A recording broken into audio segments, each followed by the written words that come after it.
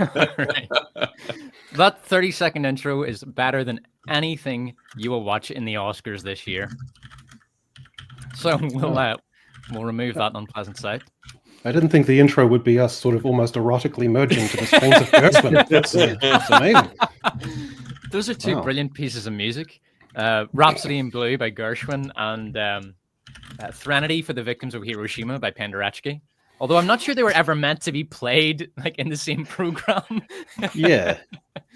They have quite a different aesthetic. So how you doing, boys? Good, yeah. Outstanding. You still got the Christmas jumper on. Well, yeah, it was a bit cold this morning. So, yes, thanks everyone for tuning in to the annual Despot Oscars stream. I don't care how bad the Oscars get. I mean, it was never good when I started this, but it's obviously completely illegitimate now. But I don't care how bad it gets. I'm always going to do this annual thing. It's a tradition on the channel. Every year I watch all the Oscars movies and all the Razzies movies, and I do a stream for each. I don't think I'll do the Razzie stream this year, though, because... What's the difference? It's basically my 10 worst or my 12 worst movies videos from last year. The only movie on the Razzies I haven't seen is Regan, which I'm meaning to watch. Apparently, it's just a really shitty sort of hagiography of Ronald Reagan. All right. But yeah, I'll watch that and maybe I'll talk briefly about it sometime. Anyway, let's get to it. So we're going to be discussing the Best Pictures nominations for the Oscars. And all right, let's add it to... Give me a second here. Yeah, here we go. So we'll just go through them one by one. I was considering cock teasing our viewers by not talking about Emilia Perez and maybe talking about something else first. But I thought, you know what? Just edge them a little bit. Let's just get this piece of shit out of the way so we can talk a bit more seriously about all the other stuff. So you go ahead, guys. I briefly ranted about this on my Worst Awards, so I think somebody else should get a shot. Greg, what did you make of Emilia Perez? I just watched it today, and I made my wife watch it with me, and it was no, hold on, Greg. That's spousal abuse. Like, I'm sorry, I am calling you out.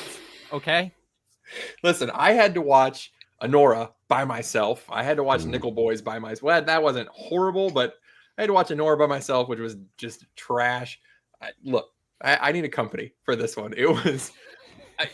I didn't believe. So I was scrolling Instagram one day, and I didn't believe because I saw someone who just went, "Here's what this movie's about. It's about a cartel lord who wants to be a woman, leaves his family, misses them, moves in, does a Senora Doubtfire situation where he's living with them, but they don't know, and then starts a nonprofit to find missing victims of his own crimes, and then finally dies in the end because his wife runs off with another cartel member." And I thought, that's not true. That can't be right. That can't be accurate. Nope.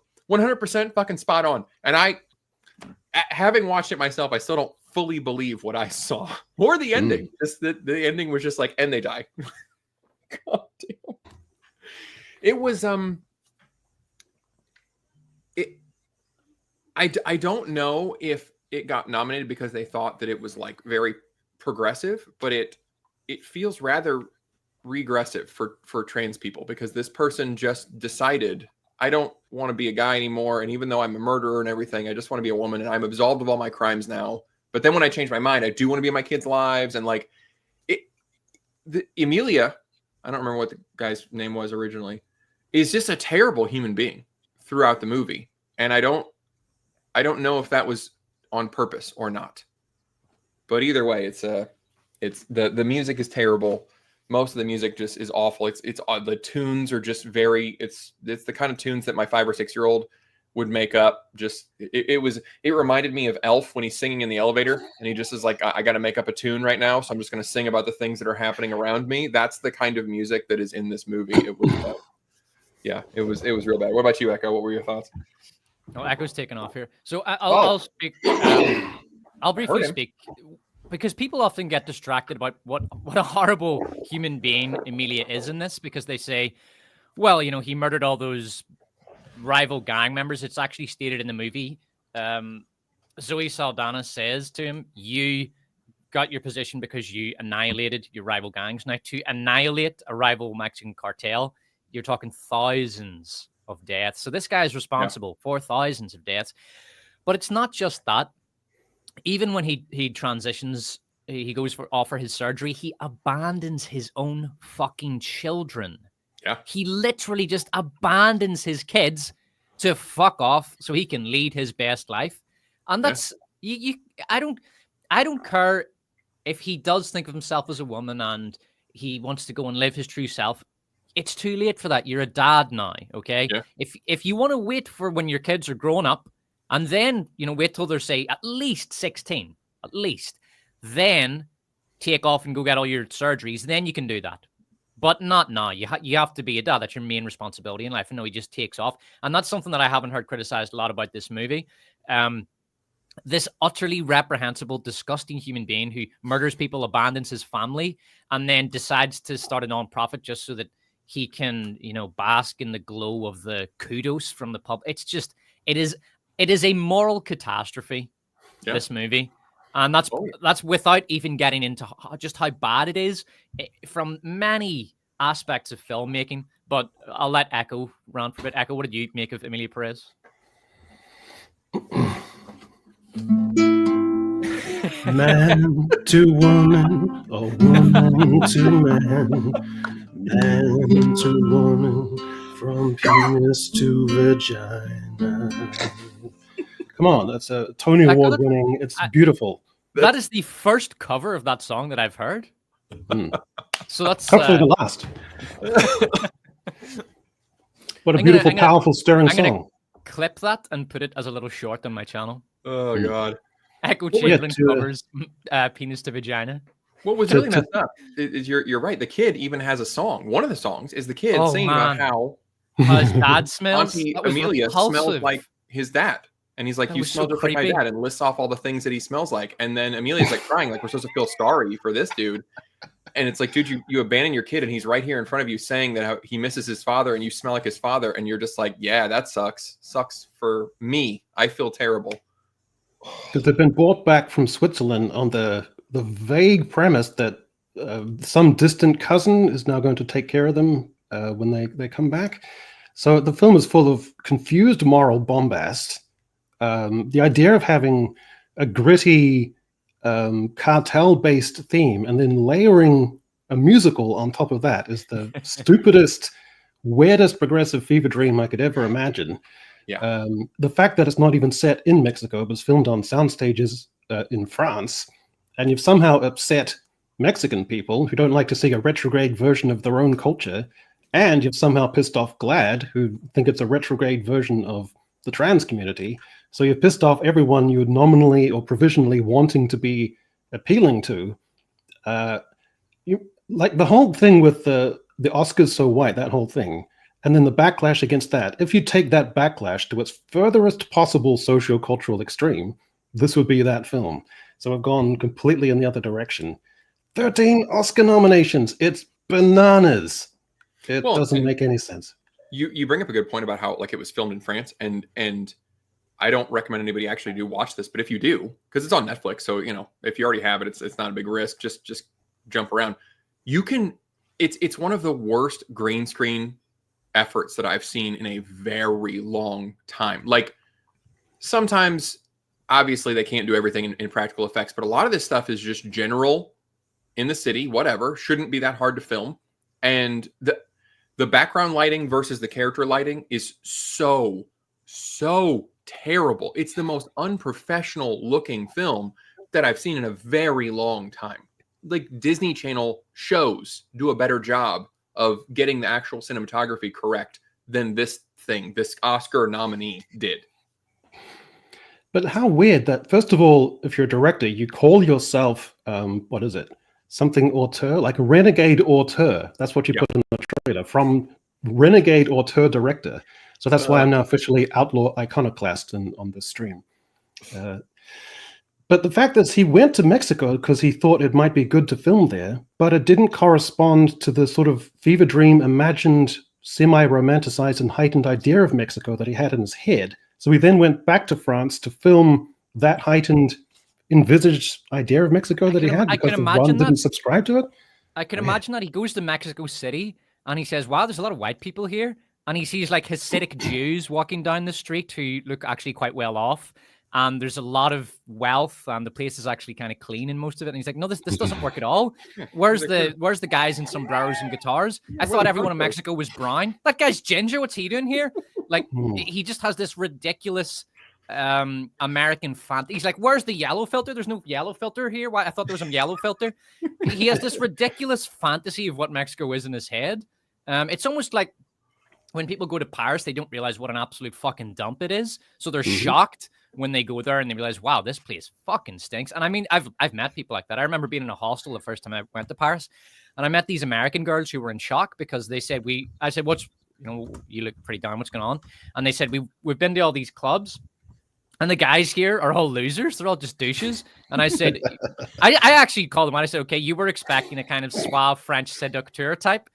And they said, yeah. They thought that the kind of cliche of a French guy, well dressed, very well spoken, would pick them up, and no, it's just the same douchey bras that you get everywhere. Yeah. And it's like this guy's gone to Mexico. He's had the same experience, and he thinks, well, fuck this. I'm going to go film it on a soundstage in France if it's not going to meet my romantic expectations. The Japanese actually have a term. The Japanese term is pari shokugun, which translates to Paris syndrome. Describes the feeling of extreme disappointment when visiting Paris because the city doesn't live up to one's idealized expectations. So the Japanese have an actual term. I've also heard that there's a specific helpline for Japanese tourists who are shocked by how shit Paris is. That's great. But this has to be the most. This goes beyond a debacle. This is the biggest disaster in recent Oscars history, and it's still unfolding. It's still unfolding. This has turned into a complete fucking embarrassment for the Oscars. Do you have a list of everything that is? I have a list of some of the stuff. Well, I have a list of the nominations. For Emilia Perez, no, I was going to bring up her tweets, or his tweets, I should say. I'm not going to call this guy. Here, you pull those up. I'm going to see. I want to know what the actual 13 nominations are for, because the acting wasn't great, the music wasn't great, the cinematography wasn't. Like, what the fuck are these nominations? But no, hold on. I don't have the tweets, but basically it doesn't matter if I have the tweets or not. He came out with a bunch of tweets. So the actor who plays Emilia Perez came out with a bunch of tweets. These tweets emerged in the past few days, and they are tweets complaining about, now some of it you'll agree with, some of it you won't agree with, but it doesn't matter because 100% of it is very much against the liberal sort of woke paradigm mindset of the Hollywood elites. And her tweets are things like, Muslim immigrants from Europe need to be deported in large numbers. Another one was that Hitler wasn't so bad. He did what he did, and we shouldn't have made so much world war against him. Oh, God. That was one. Yeah, did you not know that, Greg? No. Hold on. I'm going to pull this up. Right. I'm going to pull this up. I saw, like, today I was on YouTube just for a second, and I saw one video that said something like, there was like a, whatever, Emilia Perez actor likes, Austrian painter man. But I was like, okay, I don't know if that's real, or I just saw literally one video headline. I didn't.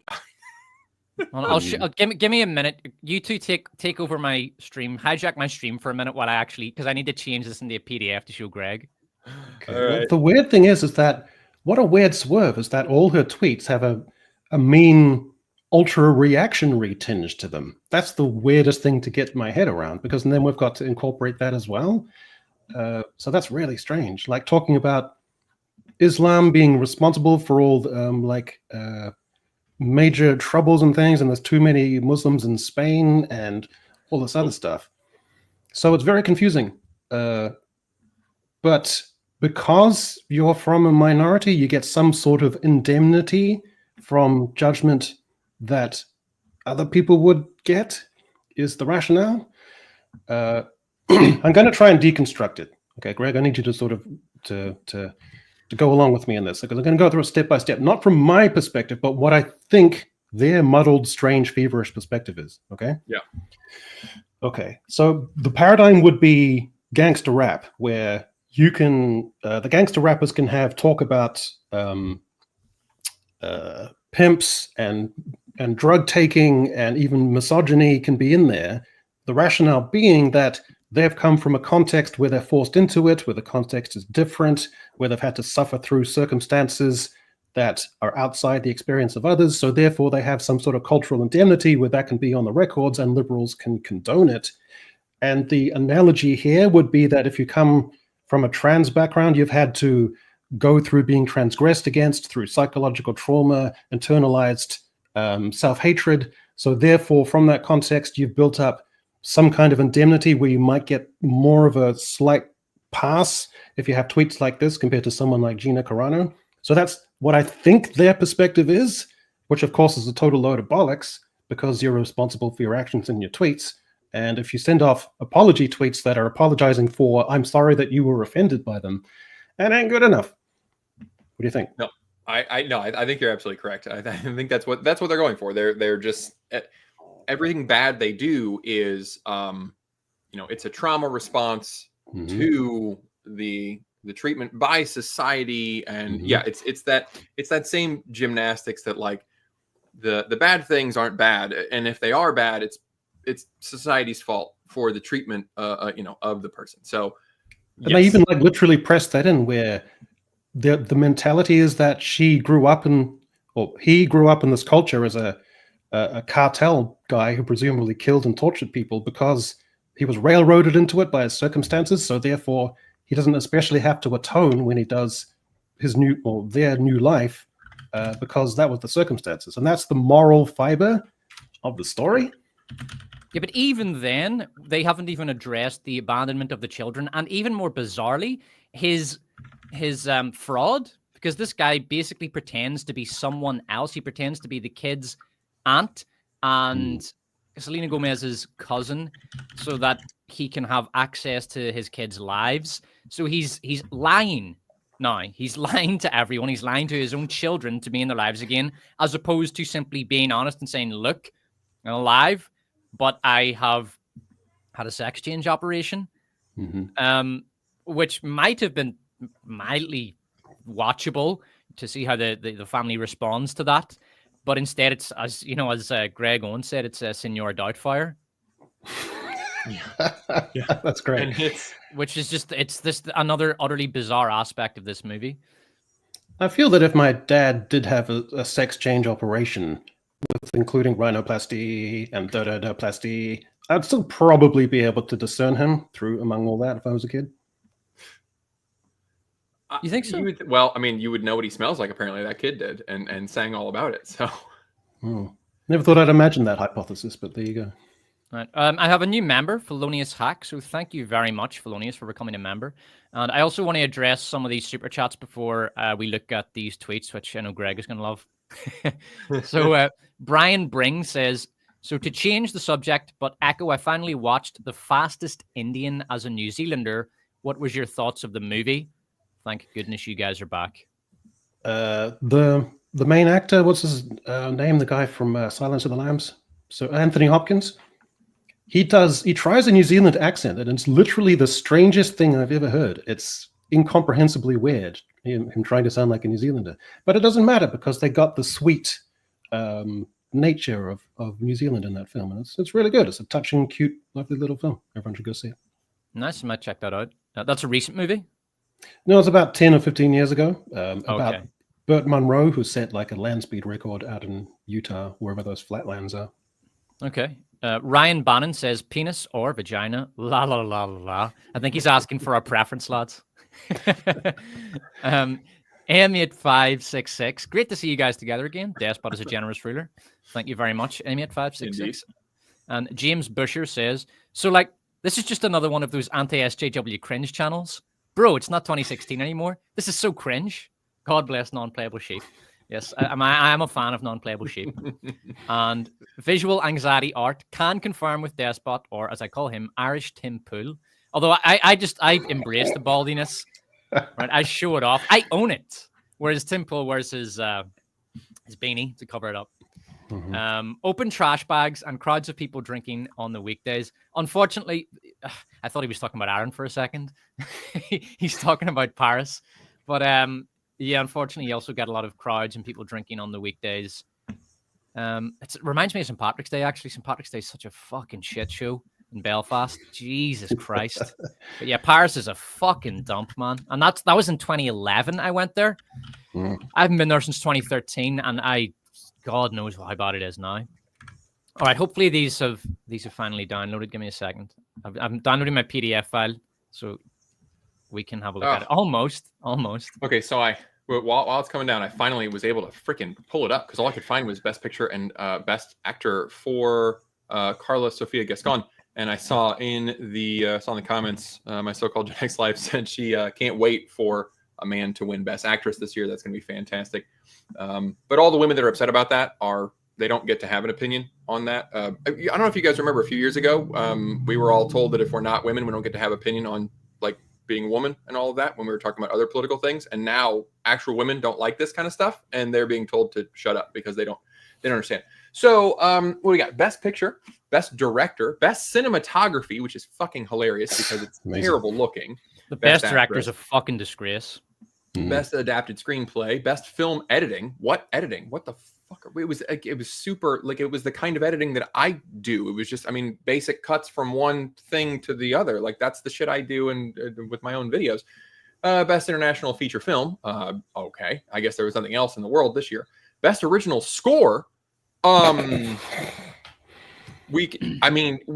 know, Echo, you shared the one song from the is it the Adam's Apple Reduction and the penis lady, will you tell your Mr. Mystery? There were garbage if he wants the plastic surgery. That's it. Best Sound, again, nothing really outstanding about the sound. Best Supporting Actress. I'm assuming that's either going to be Zoe Saldana or that'd be all right. I wouldn't have it. I wouldn't. She was not bad. Yeah. I'll tell you who was not good was Selena Gomez, and I didn't recognize her at first, and I said my wife was watching it with me, and she's like, "Damn, Selena Gomez looks terrible." And that's when she said it out loud. I was like, "That's who it is." I couldn't immediately place who it was, but yeah, she doesn't look good. And finally, Best Makeup and Hairstyling, which again, I don't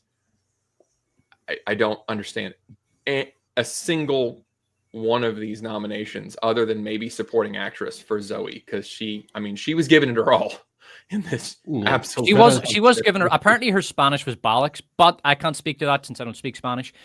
Even if I did, I doubt I'd be able to distinguish between her Spanish and a native speaker and a Mexican accent. Like, so but this is the crazy thing. The director doesn't speak Spanish, so he was directing his actors who were speaking in a language he doesn't understand, trying to get the inflections and takes from that. It's absurd. Yeah. So I've got the tweets here. So the first one, found Greg Owen a few weeks ago, and he is an absolute treasure. I just pulled that one for you, Greg, off one of my posts. That's nice. Just makes thank you, Ben Stanful363. All right, so here we go. I'm so fed up that every time I search for important news on Twitter, I come across 200 posts about those fucking Chinese BTS members, or 200 of them touching themselves. BTS are Korean, by the way, but it's all the same. They all look the same. They're all the same thing. Those Easterners. All those Asians. Yeah, same thing. I'm surprised you didn't call them Orientals. Like, yeah. Islam is wonderful without any kind of sexism. Women are respected, and when they are respected a lot, they leave a little square on their face so that their eyes and mouth can be seen, but only if they behave well, although they dress like that for pleasure. What a deep, disgusting humanity. Yeah. So, you might agree with some of that, but that doesn't fly in Hollywood. And then Carter, he also said this. She's talking about, he's talking about Selena Gomez here. She's a rich rat who plays the poor bastard whenever she can and will never stop bothering her ex-boyfriend and his wife. And we've also got Islam is becoming a hotbed of infection for humanity that urgently needs to be cured. That's another one. That's rough. I don't have the Hitler one. There's one in which she basically says Hitler wasn't such a bad guy. But whatever, man. That's what the Oscars nominated for Best Actress. That guy got Best Actress, and now it's coming back on them, and they're having to deal with a massive amount of blowback over this shit. And there's even calls for the actor to have the Best Actress nomination rescinded, and it's turned into a total shit show. It's wonderful. I love seeing it just blow back in their face like this because they fucking deserve it. Infection for humanity. That does imply, right, cultural or socio-cultural infection. That's what the implication was. Is that what you picked up? I mean, I'll just show you the tweet word for word so you can see it. Islam is Hotbed of becoming infection. a hotbed of infection for humanity that urgently needs to be cured. So essentially, he's calling for the eradication of Islam, basically. Well, they are laying all societal problems, presumably in first world nations that have immigration issues. The hotbed of infection, that's a smoking gun. You cannot give an Oscar to someone who says that. That's No, the I line. mean, I'm certainly no Islam expert, but I would not throw all Muslims across the world into the same sort of extremist bucket. Places like Malaysia, for example, it's quite a successful country, and I think 70% of the population is Muslim. Indonesia has a much less hostile brand of Islam than, say, for example, somewhere like Saudi Arabia. There are different types of Islam. I mean, obviously there are problems with the religion. I'm not going to pretend that it's a religion of peace. That's absolutely absurd. There's a serious problem with Islamic terrorism, but to paint with a massively broad brush across the entire global population is just absurd. It's genocidal. And the issue is that it's the weird thing about progressivism is that cultural relativism will always trump feminism. Something about progressivism that's always been very strange to me. So that's going to be the thing that knocks around. Maybe it should be rescinded. Like, it's not out of the question, but I don't think they'll do it. It should be rescinded because of the fact that it was a shit performance. But with that plus the tweets plus the fact that there's been massive cultural blowback against this in Mexico and pretty much across the board, from like you said, the trans types and GLAAD and all that stuff. No one supports this nonsense. I think this is an opportunity for the Oscars to just put up their hands and say, okay, we fucked up and we're just going to take a step back from this. By the way, this director Oscar nomination, Denis Villeneuve, does not get a Best Director nomination. So yeah, that was absolutely ridiculous. I mean, I think that there were two guys who should have been on the Best Director. Hold on, which one do I need to remove?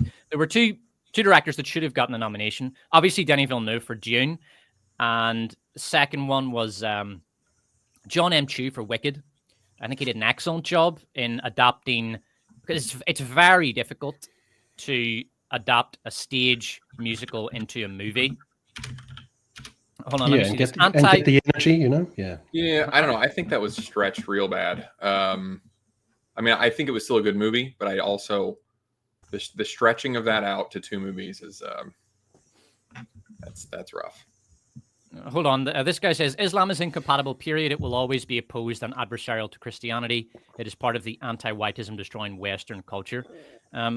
Well, she's talking, or I keep fucking up. He's talking. The Emilia Perez guy is saying that like it's an infection for humanity on a global scale. I'm perfectly happy for Muslims to do what they want in their own countries and not try to interfere with the West at a political level. That's fine, or a social level. I have no interest in going into Islamic countries and telling them what to do. That's fine. They can do what they want over there. But what the guy in Emilia Perez is writing is that it's a whole global infection that needs to be destroyed. So that's a completely different sentiment. We're not necessarily talking about Islamic extremism in the West, which is a problem. Like he is specifically making the statement that Islam globally is a problem for humanity. And outside of the West, I don't really care what Islam does. That's a completely different argument. Yeah. So if this person, go ahead, Greg. No, you go ahead. If this person had their tweets, the tone and tenor of them had been anti-reactionary, anti-conservative in ways that were deeply contentious, that would be one thing. But now Hollywood and these voters have to wrap their mind around the idea that they have to, if they want to keep this person in the running and maintain this as a proposition, they've got to tacitly condone the kind of reactionary, sweeping invective that's deeply conservative that they would in any rational circumstances abhor. And they've got to try and spin all those plates socio-culturally in order to keep this fast going. It's a good example of intersectionality just collapsing in on itself because it's an inherently paradoxical ideology. Yeah. The idea is that we can bring people together based on their immutable characteristics as opposed to their ideas, and it simply doesn't work. You can't sort of glue together this political coalition out of racial and sexual characteristics and even religious characteristics. Like, let's throw Muslims in there, even though, many of them would like to behead homosexuals. It doesn't work. You can only bring people together into large groups like that through ideas. I mean, study history. Look at the American Civil War. You have one group of white Christian patriarchal society fighting and trying their best to destroy another white Christian patriarchal society. These are two almost identical societies which went to war, not because they were particularly different in terms of their immutable characteristics or even their religious beliefs, but because of their political ideas. It is ideas that bring people together and separate them, but you cannot build a political coalition or any sort of coalition based solely on skin deep characteristics. It's an appalling idea, and it's always going to fail. Mm-hmm. And to put those characteristics disproportionately ahead of creativity, originality, and I suppose authenticity about how you comport yourself. I don't know. Yeah, but but anyway. I'm quite eager to move on from Emilia fucking Perez and talk about some other stuff. Unless, yeah. All right. So Wicked. Did anybody see Wicked? Yeah, I saw it in theater.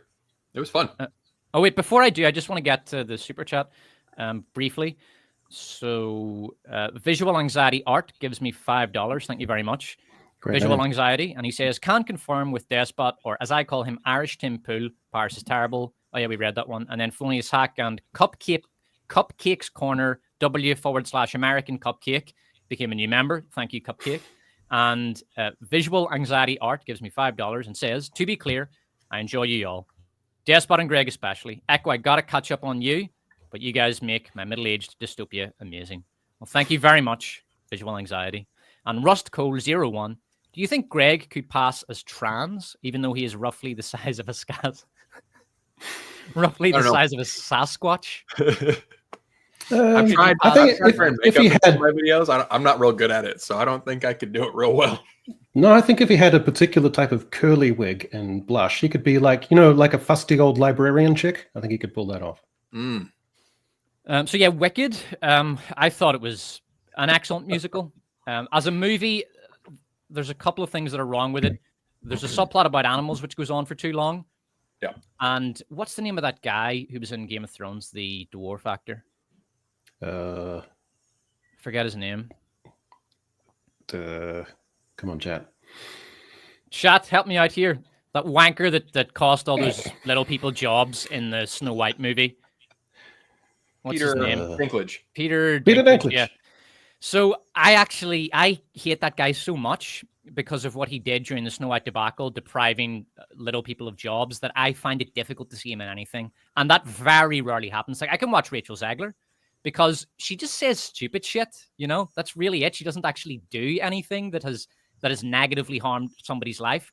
But this dickhead Dinklage actually cost people jobs, cost them exposure, cost them money. And he did it so that he could cosplay as a victim. It was fucking disgusting.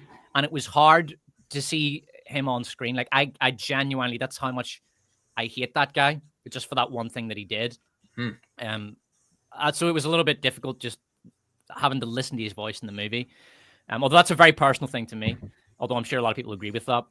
But other than that, this is a brilliant film. The performances from Cynthia Erivo and Ariana Grande are excellent. Cynthia Erivo is a real talent. She's nuts. Like, the girl's nuts. Yeah. But she's a brilliant singer. She's a terrific singer.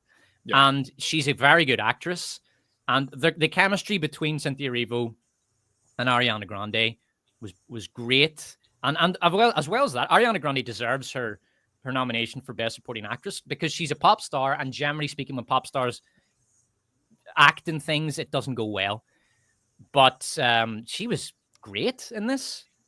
Yeah. And the makeup, the costume, the production design, the choreography during the dance numbers, it's all really important stuff for a musical because, bear in mind, musicals are primarily for women. That is the target demographic. And it was terrific. It was all so well pulled off. And like I said, I think it's a crime that John M. Chu didn't get Best Director nomination because he did a brilliant job with this. And the music as well. The music is very faithful to the stage adaptation. So I listened to the hold on, Echo, can you mute yourself for a second, please? Yep. Yeah, okay, that's much cleaner. Just unmute when you want to speak, because it's gotten pretty bad, the background noise with the cicadas. If anyone's wondering what that sound was, that was the cicadas down where Echo is at the minute in New Zealand. But yeah, I thought that John M. Chu did a brilliant job with the direction of this, and it's a terrific musical in terms of the music because it's so faithful to the stage adaptation. I was listening to it. I was listening even for specific parts of the arrangement in some of the songs, and they're there. Great show. I thought it was everything about it, and I was expecting it to be bad. I was dreading going to see this in the cinema, and it honestly, it blew me away. What about you, Greg? No, I completely agree. My only complaint, and I would back you up on all of that. I think the coloring, costumes, the musical numbers were great. I mean, yeah, I was just as surprised as you were when I saw Ariana Grande. I thought, what are we doing? Like, because I've heard her in interviews and stuff, and I'm like, that's not a good call. She's gonna be terrible. I was blown away.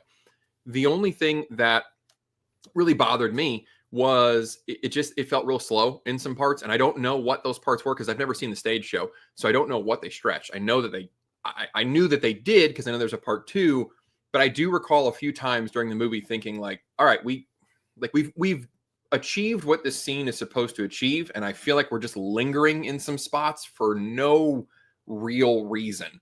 And like, I don't know if I think the stage show, I'm told, is like 2 hours and 45 minutes. And I don't know if that includes the intermission or not. But either way, if they just wanted to make this a solid 3.5 hour movie and just get it all in one, I think that would have been good. I think the choice to split it and stretch it, like I said, I felt it. I can't pinpoint what scenes were longer than they should be, but I just know, or longer than they were on stage. But there were a few times that I was pretty bored in the theater. But then they would get a number going, and yeah, like these two are doing really good. And I know what you're talking about. There was one scene. I thought I would. There was one scene where Cynthia Erivo goes into the dance floor and she starts doing this little dance, and then Ariana Grande feels sorry for her and they dance together. That I felt went on for a little bit too long, but at the same time, I was aware this is fundamentally for women, and women will really connect with that kind of thing. I think that might be part of the issue, is that they kept interrupting the songs to act for a few moments. And that's not what normally happens in a musical. Like, once a number starts, the whole number is the dialogue. And they would, when they got to the roof, and they're singing Gravity, they start singing Gravity and then they stop. Or I'm sorry, they start singing I Hope You're Happy Now. And then they stop for a second. And then they have some dialogue. And it's like, guys, the song already contains all the information that this scene needs. It was written that way on purpose. That's the point of a musical. So just do that number and we will get all the information and all the dialogue that we will need, because it's already baked into the song. So just sing that song. That, I think, was a huge mistake. Yeah, that's the best song on it, Defying Gravity, which is a brilliant song. To break that song up, that is a bit of a crime against music. It's like you've taken this fucking banger of a tune and you've broken it up with these dialogue segments. That was, you're right, Greg, that was a bad decision. Now, I still think the musical parts of Defying Gravity, especially the climax of that song, was amazing. Oh yeah. The way the music synced up with the CGI, the acting, and just the movement on screen. That's that kind of stuff that really should have given that guy John M. Chu a Best Director nomination. That was just terrific. Like, the last scene in this movie is brilliant. It's a terrific scene. Yeah. So, Echo, what did you think of Wicked? Didn't see it. So that is Echo's contribution to Wicked. No, it's a principle thing. Like as Alan Rickman as the Sheriff of Nottingham in Robin Hood, Prince of Thieves says, I'd rather gouge my eyes out with a spoon than watch any type of musical. So that's me. Are you married, Echo? No. See, there it is, right there. The two married guys had to go see it. we were told to go. Yeah, but I'm glad. I'm heartened that people who can be curmudgeonly and against the sort of thing were allowed themselves to be steered and to think, no, aesthetically this is quite good and the quality is quite high. So, and the people are open-minded, so that's good. I'm not going to see it myself, but I'm happy on behalf of those curmudgeons.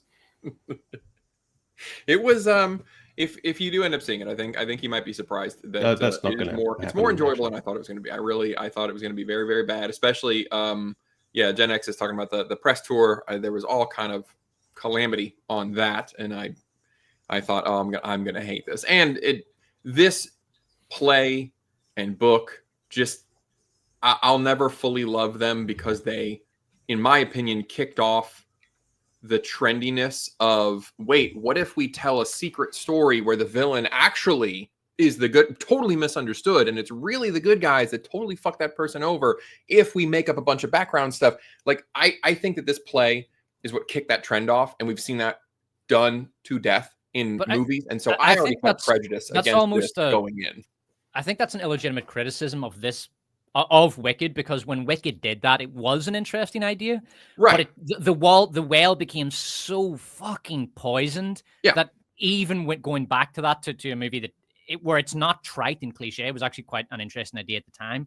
People still despise that idea because they're so fucking sick of it, because Disney have done it 1 billion times now. Right? Disney did it in every movie. Yeah, once you get to 101 Dalmatians, where it's the woman who skins dogs, and you give her a redemptive, understandable backstory, I think you've kind of gone to that well one too many times. Yeah. And so I think that's why I enjoyed it more than I thought I would, because I know I have a prejudice against this movie because I have a prejudice against the play because it's been done too much. And you're right, it was novel when they did it, and now 20 years later, I'm fucking tired of it. Yeah. All right, so let's move on to the Brutalist. Let me just have a quick look at the super chat, and all right, so the Brutalist, I couldn't see this because this just, it's not out. It came out in late December. It didn't release where I am in South Korea, and it almost certainly won't unless it wins Best Picture. Did anybody see the Brutalist?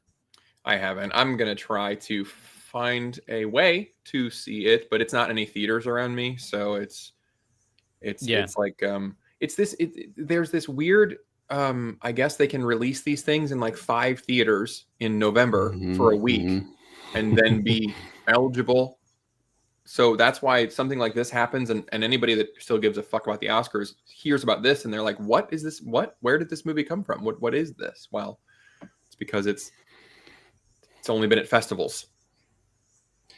Yeah, I feel like it's almost too finely calibrated to appeal to me. Like, like the makers are kind of going, yeah, everything you like tons of stuff you might find really appealing, and yet somehow just I have no desire to see this. Can you tell us what it's about? You haven't seen it yet? No. Christ, no. 3.5 hours. Yeah, it's 3.5 hours. So none of us have seen The Brutalist. The Substance. Have we seen The Substance? Yes. Yeah. All right. So I've seen this. I've talked about this a bit, but Greg, you go ahead. It's very graphic, but it's like a movie. It's like a train wreck. Like as I was watching it, I kept wanting to like look away, but then I had to like see it, and I just kept like, I can't, but I have to. Oh my God, I don't want to, but I have to see what's like. It is it's a very interesting movie. It brings up a lot of interesting ideas and explores them, and it grabs you with the visuals. Now, it might gross a lot of people out. I was a little grossed out at times. It was an interesting concept, and they did it well. And I like, even beyond the gross visuals, there were normal interesting visuals, like a lot of the hallway shots, a lot of the angles that they used, the coloring. For everybody that hasn't seen it, like Demi Moore, we kind of have two that she becomes second person. They swap back and forth. So I noticed when it's Demi Moore, like all the colors were very muted. Everything was very plain shots. And then whenever she would switch over, all the colors were bright. It was almost like a soap opera. Like it was almost that dreamy filter. Everything was very bright. The sound effects were different. So even that sort of thing, I think on a technical level, it was a really interesting movie. Like if you can get past the visuals, I think this is one that a lot of folks should see. I thought it was really good. Have you seen it, Echo? Yeah, I mean, it provoked me while I was watching it into thinking and analyzing and assessing and engaging with it and contending with my own presuppositions or my ideas as I was going through. And that's what you want from film. It had a maximalist aesthetic, which is deliberately over the top, and it slams you with that unapologetically and kind of unrelentingly, which is also good. That's the aesthetic that it chooses, and it's kind of balls to the wall in its approach. And so I enjoyed watching it. I don't think it's territory. I don't think it quite fits into that criteria for me. And I had a very strange, circular, quite elaborate process of Margaret Qualley presented as extremely sexual and beautiful, and then that's layered with a film or filter of irony in how you assess her, because there's an awareness of how I would be looking at her to assess her like that. Yeah. And then that's built in with the actors being brave and self-aware to put themselves like that. And then there's the idea of playing with the idea of how someone would misogynistically and superficially look at her, adding in that extra irony. But then I would just get all the way back in a huge circle to just perving at Margaret Qualley. So yeah, I mean, I'm kind of with Echo. You're looking at Margaret Qualley, and of course, it's making a point about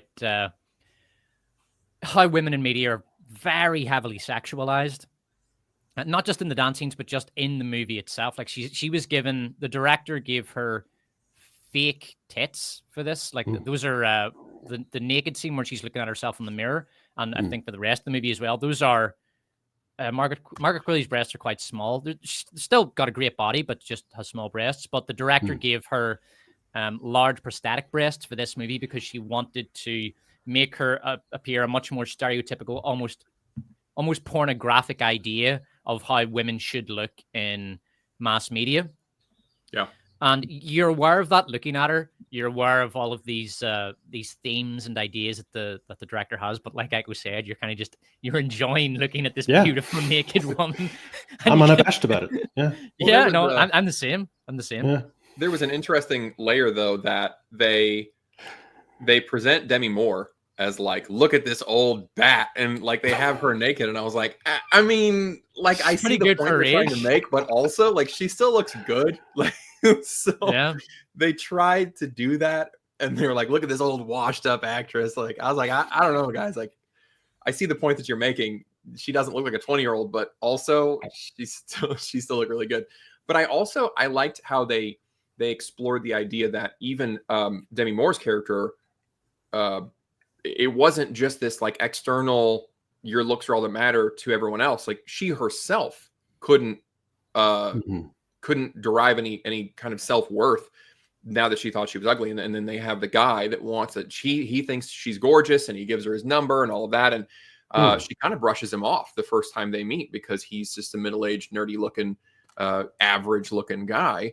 And then later on, she decides like, you know what, maybe that guy does think I'm beautiful. Maybe I'm wrong, but then can't get out of her own head and get past her own anxiety until ultimately announcing that she hates herself in one of the scenes. So I thought that was kind of a cool way that they came at it from a different angle. Also, that it's not just Hollywood saying this is what your worth is. She is an actress. She is a person, judged her own self that way. And once she wasn't, what she thought was beautiful, she had like her life felt meaningless at that point. And I thought that was a really good extra bit in there. Yeah, it was a nice little dollop of pathos because it was kind of contextualized that she would view it as a kind of capitulation to kind of giving in to her circumstances and recalibrating where her life is and what she might be able to expect. And then she dispenses with that, but not in a liberating, empowering way, but in actually kind of complex way. So I like that the film can be like a dark comedy, self-aware, very sophisticated in a lot of its arrangement and development, but also be a kind of feminine primal scream. And I'm all for that. I think that's cool. Yeah. What do you guys think of the ending? Because I love the ending. I love the ending. The ending is it has very clear meaning. So basically, the ending is kind of psychological horror. The idea is that you take the fear of speaking in public and looking good in public, the pressure to look good in public and to speak in public, which obviously a lot of women in Hollywood feel and a lot of women in many industries feel. You take that terror and you just amp it up to the extreme. And that's what the ending is about. It's a kind of psychological representation of the fear of looking good and speaking well publicly, of basically living up to the fake public image that you have to present. And the monster is obviously symbolic of one's public persona, and it goes crazy. And I don't want to spoil the ending for anybody, but I really liked the ending. I felt that it was symbolically it had a great deal of symbolic depth. It looked great. The monster creature design was incredible, and thematically it fit with the movie. Aesthetically it fit with the movie, but a lot of people didn't get that. They thought that it aesthetically went off the cliff, and it didn't. It's the kind of flip side of the same aesthetic. Very extreme, because if you look at the rest of the movie also has an extreme aesthetic. It's just a bit more subtle, but everything is airbrushed. If you look at the walls, look at the floors, look at the surfaces, everything is incredibly clean and airbrushed, which is supposed to be evocative of this Hollywood culture and this very female culture of being absolutely perfect in your appearance. Like, everything is just pristine, like these long hallways where there's not a single blemish in the wall. That's very, very deliberate, and that's an extreme aesthetic. So the ending is aesthetically consistent and thematically consistent with the rest of the movie, but also adds that element of body horror and obviously the psychological horror element as well. I thought the ending of the movie was brilliant. I mean, a lot of people said that they found it jarring that it went on a swerve or something, but I thought it was aesthetically and psychologically inevitable that it was going to go there. I thought it was a little heavy-handed, like I could be 4 or 5 minutes ahead of the film, knowing this beat is going to evolve into this beat. So I wasn't particularly shocked or surprised by any of it. It went Cronenberg, kind of, and it also kind of interpolated almost blatantly Carrie for a couple of minutes. She had a hose attached to that costume. Ridiculous. So what do you guys think that it's Oscar? If there's one Oscar Best Picture, would you think that was incongruous, or would you think that was cool? If this won, I mean, I wouldn't give it Best Picture. I'd probably give that to. I mean, I've seen 7 of the 10. Of the 7 I've seen, I would give it to Dune Part 2. Yeah. Excuse me. I could also live with Wicked getting it. The substance isn't quite good enough. It drags in parts. It's a little bit self-indulgent at times. It needs a little bit more discipline in terms of the editing. Some of the scenes are too long. There are scenes where it communicates what it wants to communicate in terms of the narrative and the theme and the symbolism, but it just keeps going, and it goes on a little bit too long. And inevitably, for a movie that only really has 2 characters, it does get a little bit boring at times. But those are all minor criticisms. I have no major criticisms of this movie. Yeah, I would agree, and it wouldn't surprise me if it won. It wouldn't upset me. But I can see what you're saying with the editing thing. There were a few times where I was like, okay, we get it. But then there were also times which was a little bit disappointing, because there were evidences of them doing a great job. Like when the first time that she is herself again, and she is just basically counting down the hours until she gets to be young again. And there was one scene where she goes into the room and there's the food bag, and it just sort of pans down, and you can see there's 2 more days left, and then she just turns around and leaves. And it was a very quick scene. And that kind of stuff I thought was like, oh, that's excellent. Like, it's just a great way of showing that she's pacing and she's just checking on this, but it didn't drag it out. So that sort of stuff was wonderful. And then you're absolutely correct. There were other times where they drug a lot of things out, where they just really got self-indulgent. And I thought, well, I've seen you succeed just a few minutes ago. So what happened with this scene? But I think it's good enough to win, but I would agree. You got Dune and Wicked are really tough competition. I thought the sound design and music in this was exceptional. Oh man, the music was fucking great. Yeah, and beautifully integrated. Really, the harrowing, dark sort of soundscape music, and also innovative enough without being pretentious and unapproachable. And without being exhausting, like you know how Christopher Nolan can be exhausting with the soundscape. This was like, this was like high-edge synths, but just part of the atmosphere. That's one thing I forgot about Echo. I still need to listen back to that OST, because the only new music I listen to these days is video game and film soundtracks.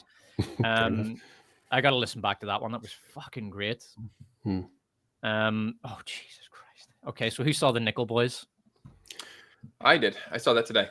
All right, what do you think, Greg? I mean, this is, in my opinion, I would describe this as a struggle session that is designed to elicit sympathy on the base. It's a white guilt torture porn, basically. I mean, a little bit. I've seen worse examples for sure, and that's what I thought it was going to be going in. There is something here to love. Like there is a little bit of a brotherhood during adversity story. Like there's kind of a Shawshank Redemption.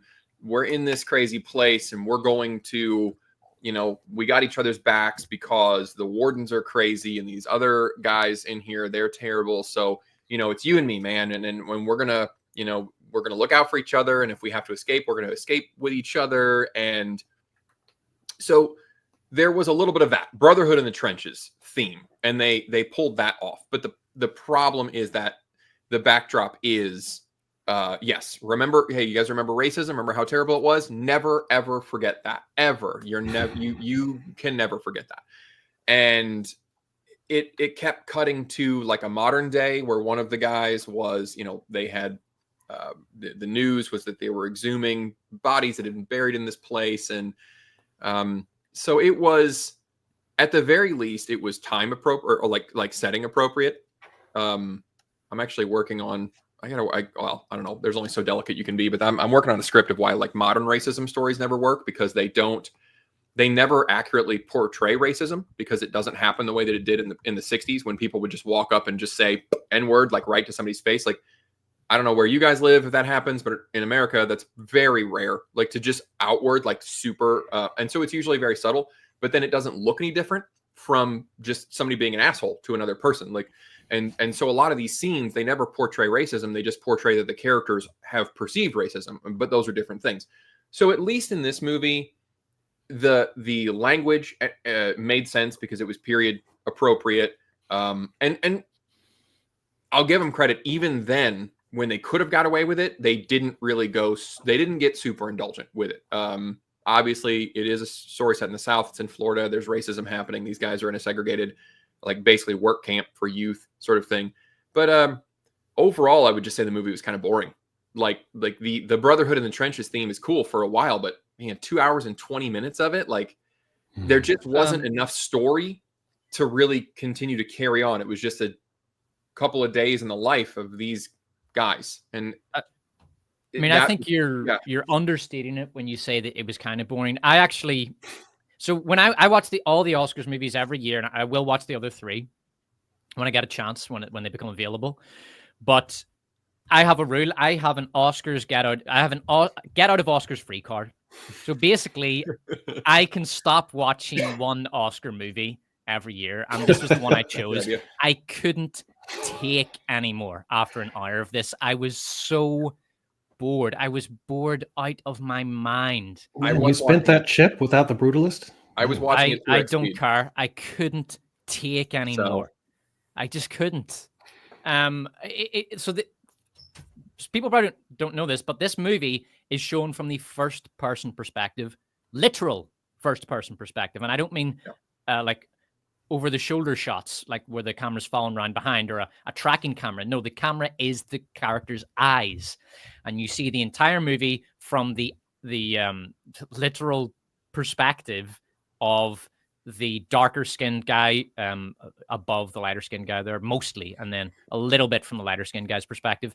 And that is the movie. And it's an interesting idea. It works at times, but the problem is it is a very extreme style of camera work that works only in little doses. It only works a little bit at times. For example, Bad Boys Ride or Die did a little bit of that first-person perspective, like an FPS shooter style camera work. It did that in some action scenes, and it worked really well. It worked really well in some scenes. It works nicely when you're doing it in small doses, but an entire fucking movie of that is just insufferable. I couldn't take it. I would liken it to something like auto-tune. As an effect in music, it can work quite well when you use it as an effect. It doesn't even need to be on a vocal. You can use auto-tune on a piano or a guitar just to give it a kind of synthy sound. It's a nice little production technique, but you got to use it in small doses, just here and there, if you are going to use it. But imagine an entire album of just all the vocals are just dead auto-tuned. It's unlistenable. I couldn't watch this. And that's without the story. With this boring story and the obvious attempt to create essentially Yeah, sort of racism, white guilt, torture porn, which they know will get awards. It's such obvious awards bait. I couldn't make it past an hour. I was bored to death, and I hated how obvious the give us awards because racism, basically, angle of the movie. I couldn't stand it. I don't hate it as much as Emilia Perez, but I just thought this is a student movie. Okay, this is a 10-minute student movie that has been stretched out to 2 fucking hours and 20 minutes. Yeah. No, I'm not watching any more of this. It was, and I was watching it 2x, so that's probably why I wasn't as bored, because it only took me an hour to watch this thing. But I liked the first person, the way they introduced the one character, the darker character. His name is Elwood. The first, I don't know, 20 minutes of the movie is his introduction, and I thought that was it worked, and they should have just stopped at a certain point. You're right. Because the movie is he's a kid, and so there's shots of Christmas, and there's shots of him just at a picnic with his grandmother, and there's just like various scenes from his life, just small little bits, and you can tell that he's clearly getting older, and he's watching some TV and this, that, and the other, and he's in a class and all that. So it gets you with the character because you're seeing life through his eyes really quickly over the course of a few years, and then you see him in the situation, and he gets arrested, and then he's at the boys' camp, the boys' work camp there. And yeah, at that point, they probably needed to get rid of that perspective. And they also needed to edit a lot out of this. But there were a lot of nice looking scenes, like just aesthetically, it looked nice. But yeah, there wasn't enough of a plot other than just he goes to basically juvenile prison, and this other kid is there, and they just are there, living there, trying to just get through the days. And it kind of sucks. And it's because it's prison, and it's terrible. And there wasn't any other plot other than that to really to hang any of this on, and so it got boring. Okay, Echo, did you see Nickel Boys? I haven't, but I understand that it has a sort of green book blandness to it. My issue is goes to the wider background of the author, Colson Whitehead, and my issue is really about pedigree, because he wrote the Underground Railroad, which was essentially about the Underground Railroad with some sort of magic realism mixed in. And great, it sounds fantastic, it sounds inventive, it sounds very poignant. But as an author, it's just not a very good literary fiction pedigree, so that's a problem underlying it. And the other problem is that I don't like anything gratuitous about racism as well, because I don't think it's very impactful in any meaningful sense. I like something like If Beale Street Could Talk, which is it's about the atmosphere and the presence over a lifetime of how race can impact on lost opportunities, futility, a sadness and a somberness that sits in the pit, and it becomes the atmosphere and aesthetic of the film. And I liked Moonlight for the same reasons, about lost opportunities, about a sense of fadedness to things. That's the most powerful and poignant stuff for me when it comes to issues of race, and it helps me connect and get a sense of understanding. But if it's something like this where it relies on the gratuitous, it doesn't do anything for me. So I don't want to watch this film for that reason. Yeah, what I've noticed about a lot of modern race stories like this is that what they've done, and I completely agree with you that what you want is a story about the feeling that the character gets and how it affects the character. And in so many of newer productions, the story ends up not being about the character. The story ends up being about everybody else. This is going to come up with Captain America soon, but or last year, if you guys saw American Society of Magical Negroes, that movie wasn't so much about the main character, Aaron. It was about racism of other people. So then you're focusing on this character, but he is flat and bland and terrible.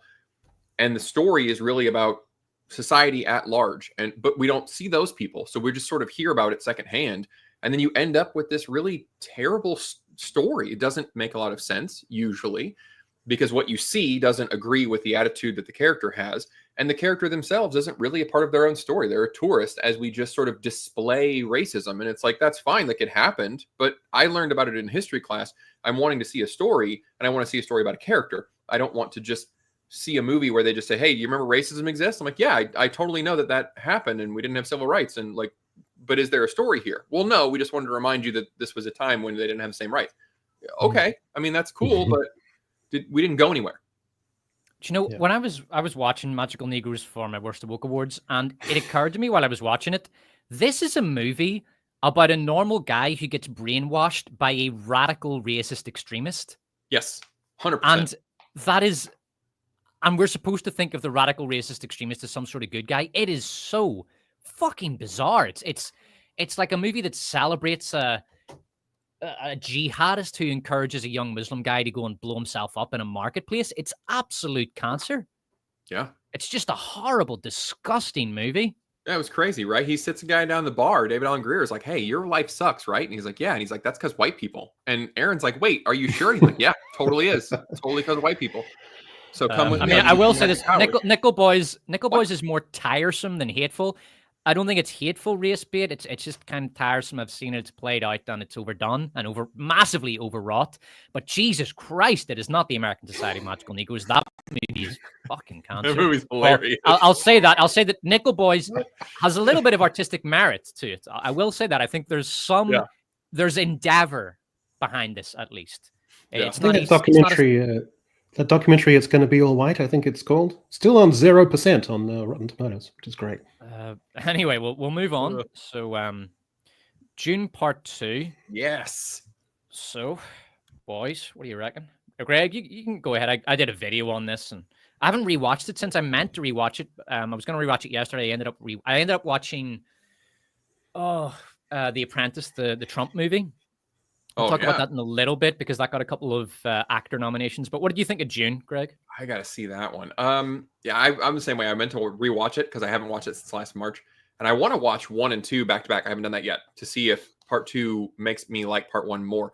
I liked this a lot. I thought, obviously, like visually, this thing deserves all the awards for the visuals, the cinematography, the directing, the sound, the editing. Like, it deserves all to just sweep all of those categories because it is a creative masterpiece. And as far as it being an adaptation and getting its point across, I liked it, but I really think that this should have been a trilogy.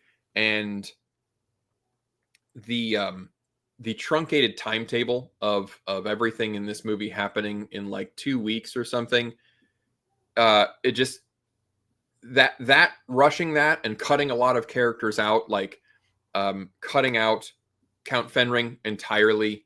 We just don't have him at all. So that kind of takes away some of the theme of that he was supposed to be the chosen one, but he's not. And the ending doesn't make a lot of sense because they wanted this Chani, strong woman moment where she just leaves.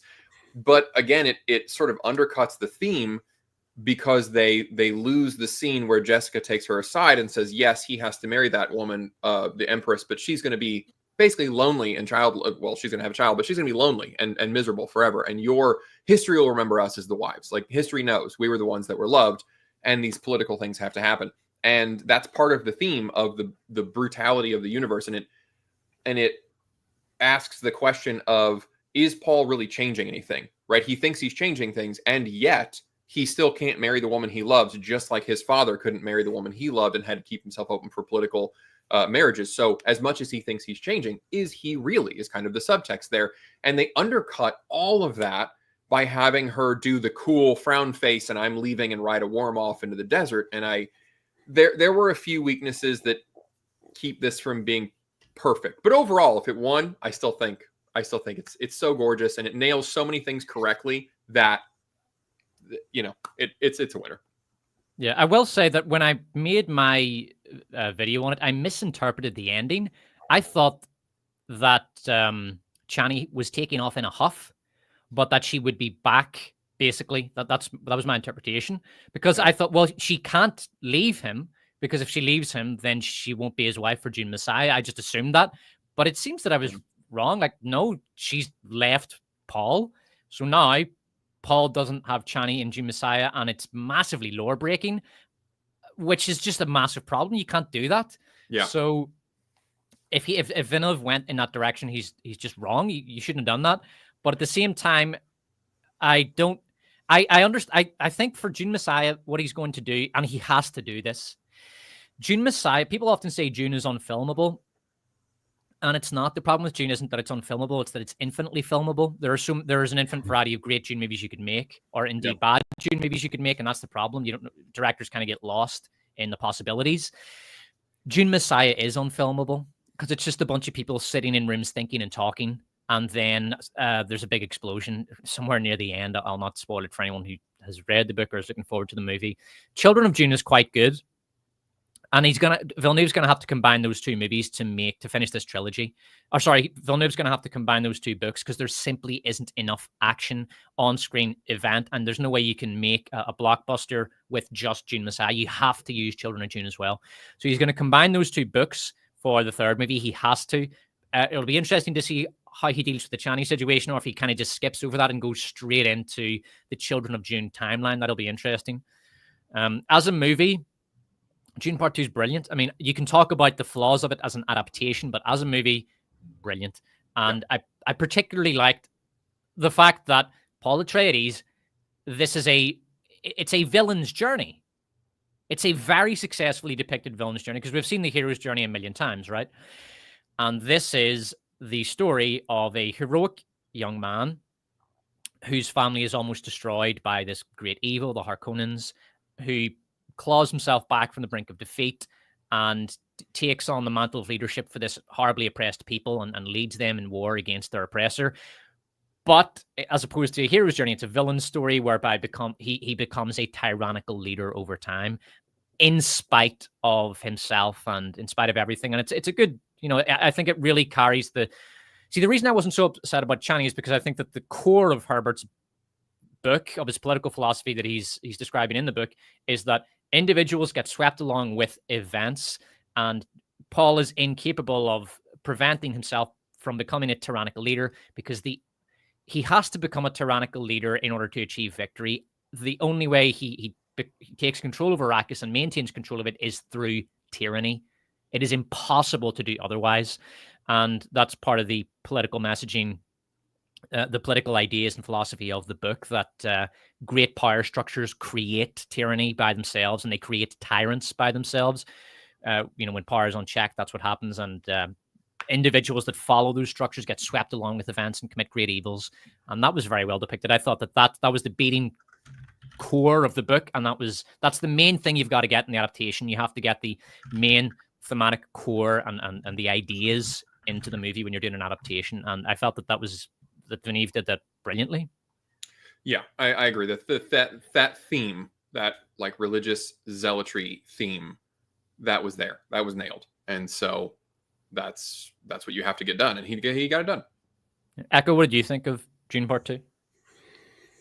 To give a comprehensive account that's also succinct, that lends insights into the interrelation of the themes with my sensibilities, I think my reaction would be, yeah.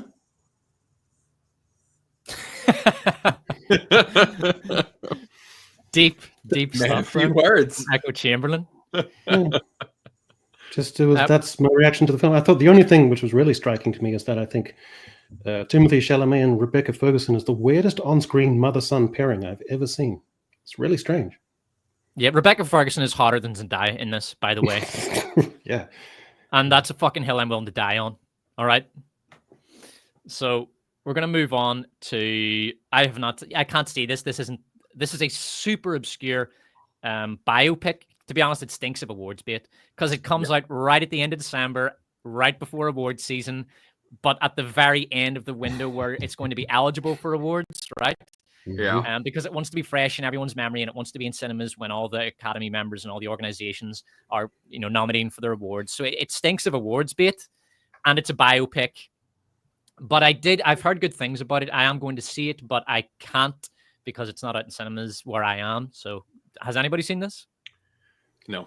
Same thing. It's not in theaters near me. I think there might be, over in St. Louis, there might be, but I gotta be honest, like, I don't hate Bob Dylan. I just, like, part of the reason that I'm already against this movie is because I think that the way people talk about Bob Dylan is, to me, it's like how I feel people talk about Nirvana. Like, I don't hate them. I just hate the way people hold them up as this mythological moment in music. And I feel the same thing happens to Bob Dylan. And so I already think that this movie is going to be fucking pretentious because it's going to further the mythology of Dylan. And I think it's going to be boring as fuck, but I'm going to have to watch it. Well, I kind of go the other direction because there was a moment there, maybe 2 or 3 years, with songs like Mr. Tambourine Man, It's All Right, Ma, I'm Only Bleeding, or My Back Pages. There is something very intensely special about them. And I remember this phrase, it's like when you hear a new word for the first time, someone said that he was, for that period, the cynosure of hip. And that's exactly what he was. So I don't want to see this film because that era exists in my imagination as a very rarefied and special thing that I don't want to see depicted on the screen. That's going to blemish that lovely space of imagination and rarefied sense of history that's in my mind, especially not by James Mangold, who's a very mediocre, okay-ish kind of director. So that's why I'm not going to see the film. Yeah, and I will. I'm gonna, before I move on to this, I really get an opportunity to talk about Bob Dylan. So I'll just say I think Bob Dylan is the best songwriter of the 20th century, and he's even done some really good stuff in the 21st century. Like his song about JFK's assassination is fucking brilliant. 17 minutes long. It's a beautiful bit of music. And Blood on the Tracks is, in my opinion, the greatest solo album of all time. Second greatest, next to mine. So, so let's move on to. Oh, for fuck's sake. This kind of shit. This is why I hate the Oscars. Do you know what I mean? They nominate some fucking obscure Brazilian movie nobody has heard of. It has a $5 budget. Nobody's seen it, but yeah, fuck it. Let's give it an Oscar nomination just to show how clever we are, how much more sophisticated we are than chuds like Greg Owen and wannabe sophisticates like the self-styled outlaw iconoclast Echo Chamberlain. We're so much more sophisticated than you fucking losers. It's like, oh, this is why people hate you. Fuck me. Yeah, I knew this would be like a red rag to a bull to you. Because there was one exactly like it about 2 years ago called Argentina 1985, like basically the exact same film, basically the same aesthetic, thrown in for basically the same reasons, to sort of give a bit of cachet or gravitas to the Oscars proceedings by including it. So yeah, I'm not going to fall for that again. Yeah, but look, I mean, I could waste my time. I'm going to watch it. I always watch all the Oscars movies, but I know it's going to be overwrought Oscars bait, pretentious shit. It looks to me like victimist cinema, very much in the same vein as Women Talking and She Said. That would be my guess. They'll have the cathartic aftermath. Well, I'll have the real person shown with moody, lovely poignant music as a sound bed underneath, showing her as she is today, and then all that kind of stuff. Yeah. Yeah, fuck that. I haven't even seen a trailer for that one, but I know they have this habit of like Babel and Traffic were two ones that always stand out in my mind because this is the type of movie that it looks like where they just show terrible shit happening to people on screen and they go, well, it's a tragedy. You just don't understand. That's what it is. No, it's not a fucking tragedy because Hamlet still had a goddamn point. And you can't just show terrible things happening and say, well, it's just tragic. That's what we're going for and act highbrow about it. And that was what I remember watching Babel years ago. And I remember watching, I think it was Traffic. That was the one with Don Cheadle in it, I think, and a couple of the guys like Racist Cops or something. And it's just a collection of horrible things happening to people. And they're like, see, it's deep. Well, what do you mean? What the fuck is deep about it? Just bad things happen to people. What do you? Oh, fucking Oscars. Yeah, I don't need a show and tell about the gratuitous. So I'm going to head over to the super chat for a bit here. Just the ones that I haven't got to. So Crash. That's right. It wasn't Traffic. It was Crash. That was the one. Hostman's Lounge, $5. Last year's and this Oscars are the embodiment of it was the best of times and it was the worst of times. Yeah. And we're actually going to talk a little bit about that because we're going to do a segment. Once we get through all this shit, we're going to do a segment in which I basically propose that a good half of the Oscars movies over the past 5 years shouldn't have even been in there. It's just rubbish. But they do generally, about half the noms are deserving, but they're always dragged down in prestige and importance by all this shit that they include. So we will be talking about that in a bit. And Jim Real Namington says, just wanted to pop in to say I loved your Worst of Book Awards this year, and I want to make sure you get something for your work despite YouTube. Thank you very much, Jim Real Man. Okay, Jim. Oh no, you didn't get demonetized or anything. It was bizarre. So what happened was, basically, it was fine when it went up. The algorithm demonetized it on limited ads. But then before I posted it, right, when I uploaded it, then I had it reviewed by a human, and the human said, yeah, that's fine. You go ahead and post that. So I posted it, and it was doing tremendous numbers. And then it got demonetized and it got age rated, which means the video's dead. Most of your viewers can't watch it once that's happened because they have to verify their age with YouTube. So I had to spend a day working on a re-edit to upload it again. But then when I was going to go back and post my re-edit, I saw that because I appealed the 18 age rating, and once YouTube reviewed the 18 plus age rating, they just monetized the whole thing again and removed the age rating. So it got demonetized, then remonetized, then demonetized, then remonetized. It's the only time I've ever seen that happen to a video on YouTube. It was bizarre, but it's fine. It's up now. It's doing very well. Yeah, that one's yeah. So let's see what else is going on in the super chats. So JL, okay, everyone, stand up, raise your arms, and wave. Okay, if I stand up, you won't see me waving, but there you go. Thank you very much, JL. And I'm just Angela for $5. Looking forward to your RSN re-upload. Yeah, I'm going to do the director's cut for that one. So I'm going to look at his director's cut. I will obviously I enjoy the history videos because I get to do a lot of historical research into it, and it's always really fun. Hopefully I get another opportunity to do a history deep dive for some movie that bastardizes history, because it's always very fun to me. I'd love to do one for the American Civil War because I'm a big fan of that war. It's the best war. The American Civil War is one of the very few wars that actually has something approaching a happy ending. As far as wars go, because at the end of the war, at least, millions of people get to, they get their freedom and they get to go off and make their own lives, which is something. Most wars don't have that. They just end and it's miserable and horrible and there's lots of corpses. Yeah. Everybody's broke. And it's also a great cause. It's one of the causes where there's very obviously a good guy and a bad guy side. So that's why I love the American Civil War. And it's full of great characters. Just it's such an epic. I fucking love the American Civil War, man. It's great. I'm a Midway stan. If there's any type of new film showing analytics and stuff about Midway, that to me is the most romantic battle. I love it. Samuel Fraser, what about World War II, you guys? Come on, man. World War II it's too mythologized. It's so mythologized to the point that most people don't actually really even understand it as a conflict anymore. I could talk all day about World War II, but it's a horrible mass of tragedies which sort of come together. And the West having to ally itself with the fucking USSR. It's a moral catastrophe from start to finish. Basically, it's the worst chapter in human history. Yeah, Stalin sucks, but you want to hang out you want to team up for a minute?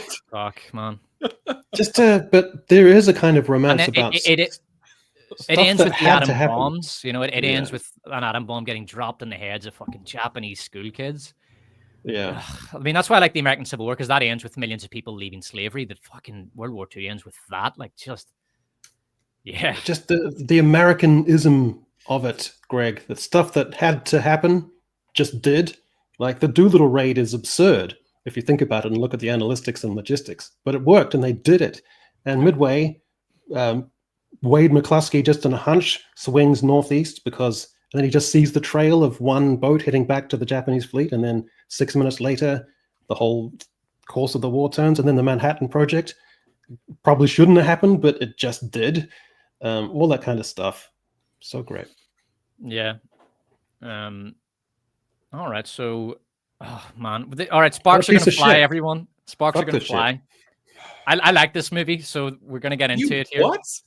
Are you being just contrarian right now?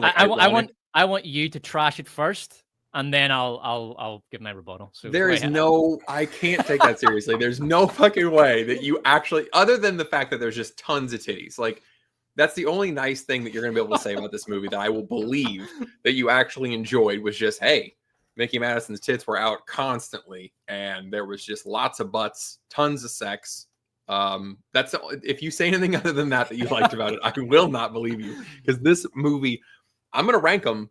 Because I like to do an annual, like all 10. You know, this one might be number 10. This one might be lower than Emilia Perez for me. Fuck. Or Perez. I gotta get that one right. Get the hit the first syllable.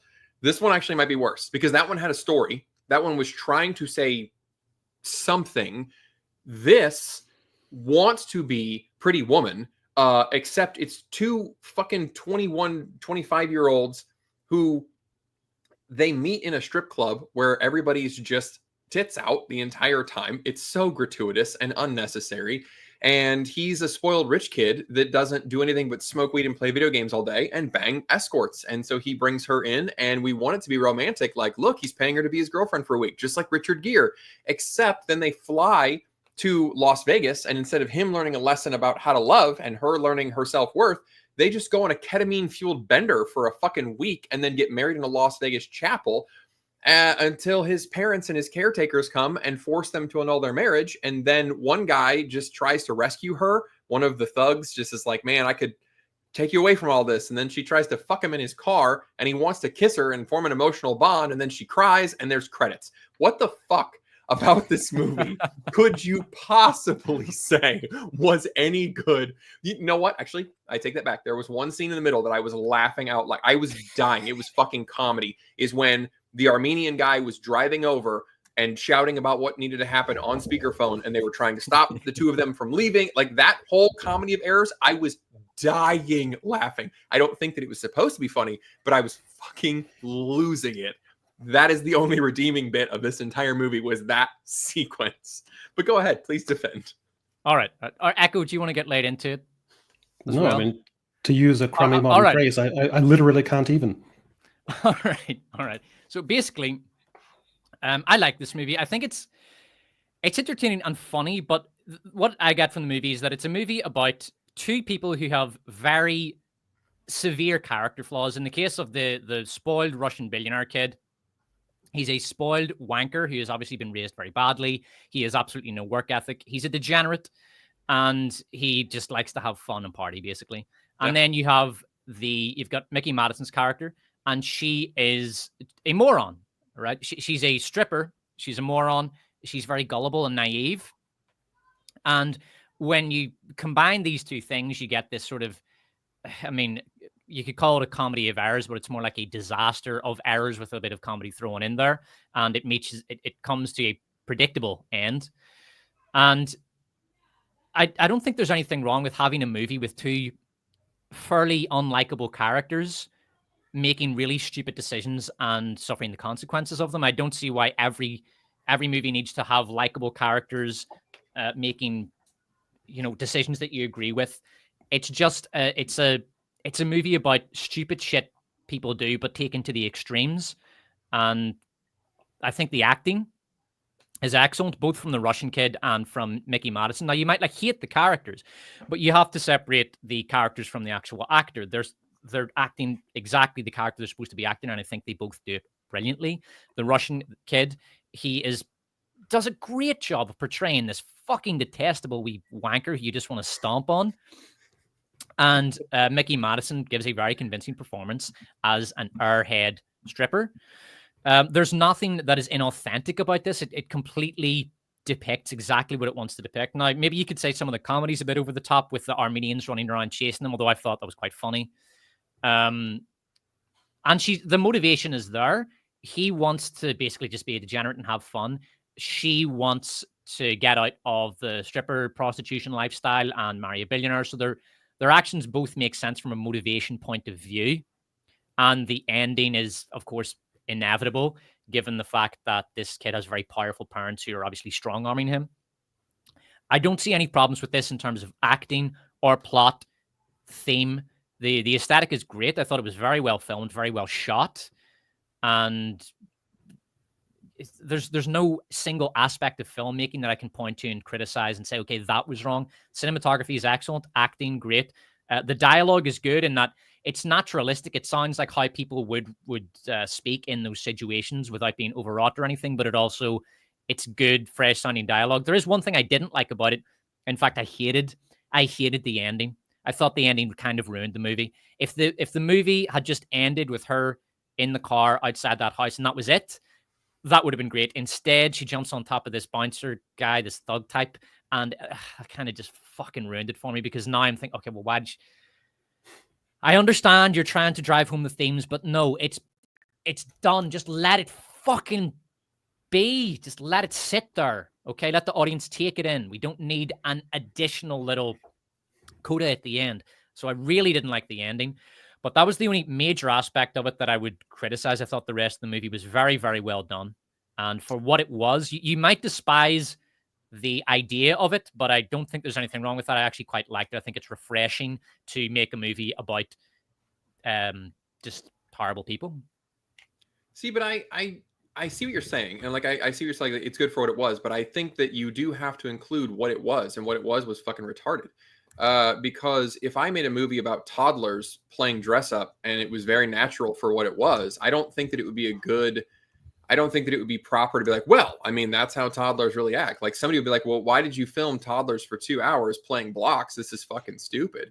I mean, the movie is terrible people do terrible immature people do terrible immature shit, and then their lives suck and they're terrible. Like, I don't know. I can go with you on the acting with Mickey, although I think that basically she just played Snooki from Jersey Shore like the entire time, which I don't think is difficult as an actor to pull off. And then the Russian kid is just kind of playing video games and grunting and just high most of the time, which again, I don't think takes a lot of skill to pull off. So I don't think it's like a high bar to get over. Yeah, I'm not with you on this one, because I think there was no real plot. And the movie was just, look, stupid people are doing stupid stuff, and sex is not. I think somebody in the comments was saying, the theme of the movie is that sex is not. That doesn't make a romance, or that doesn't make a relationship, or whatever. And I can agree that maybe that is a good theme. That like she clearly thinks that sex is the only way to show any sort of affection whatsoever. So from that angle, I actually think the ending is good, because the guy he says he's 30. He's been working for these shitty people. He doesn't really have much of a life. And he's like, I think there's part of it. Like, I just want to rescue this girl from this terrible situation, but they're having sex and he wants to make eye contact with her, and he's trying to force her to kiss him and like actually have a real connection. And she doesn't know how to do that, and then starts crying. And so I think from that angle, the ending makes more sense, because she thinks, oh, he's kind to me. He took my bags out. He gave me the ring back. He's actually showing me kindness. So I should fuck him. Like, that's how her mind works. And that reinforces that theme. But it was too obvious. Like, when you have that ending, you're taking the theme and you're turning it, you're just hammering the viewer over the head with it. I don't think you need to be that obvious with it. You could even leave it as a question, as in, does she fuck him in the car? Just cut. That would be better, as opposed to just turning the theme into a sledgehammer to smash the viewer over the head with. It was already that halfway into the movie. It was already. But I don't even agree that the theme is necessarily the idea that sex doesn't build a romance. For me, it's a class theme, right? It's based on how people from different socioeconomic backgrounds have experienced reality differently. So this kid, in his mind, right, they're both existing in the same space, but they're experiencing reality differently. This kid sees the people around him, and indeed the world around him, as just this plaything. He even says it, like, he says, like, oh, thank you for making my time in America so fun. America to him is like a children's playroom. That's how he thinks of America. It's just a place I go to party. It's a big party room. Anora is a toy in his playroom. For Anora, she's obviously in the same physical space as him, but she's experiencing a very different reality. She is American. This is her home, and she's trying to get out of this shitty rut she's stuck in, whereby she's stripping for a living. And although they both have motivations to engage in this relationship, they're approaching it from completely different perspectives in terms of their interpretation of reality. And I think that is an important part of the theme. There is real depth here. This is not just, hey, let's make a movie about drugs and partying, and a movie where we can watch kids fuck for 2 hours. I do think that there's genuine thematic depth here. Yeah, I'm not seeing it. You'd be kind of unsettling me here, Despot. I don't like to see you aiming the piercing laser of your intellect at unworthy material like this. It's like Bertrand Russell discussing whether an apple pie should be eaten hot or cold. I don't think it's a masterpiece. I think it's a good, fun, entertaining movie. I don't think it's particularly great or anything, but I certainly don't think it's a bad movie. Oh, I couldn't wait for it to be over. Echo, did you see it? I haven't seen it. I've only seen the trailers, and in my priggish, boorish way, that's where I'm going to leave it. It's it's gratuitous for sure. It reflects the degeneracy of Hollywood, to be honest, or wherever the hell it was made. I'm not seeing the depth on this one. I think this is one of my lower. This might be 10. This might be number 10 for me. I thought it was absolutely useless waste of time. Okay, we're gonna move on because the chat is Screaming. Saying, okay, guys, fuck it, move on, stop. Okay, we'll move on. Oh, for fuck's sake, Conclave. All right. No, this is interesting. Yeah, I saw this last night. It was interesting, right until the end. And yeah, it feels like a setup just for a statement.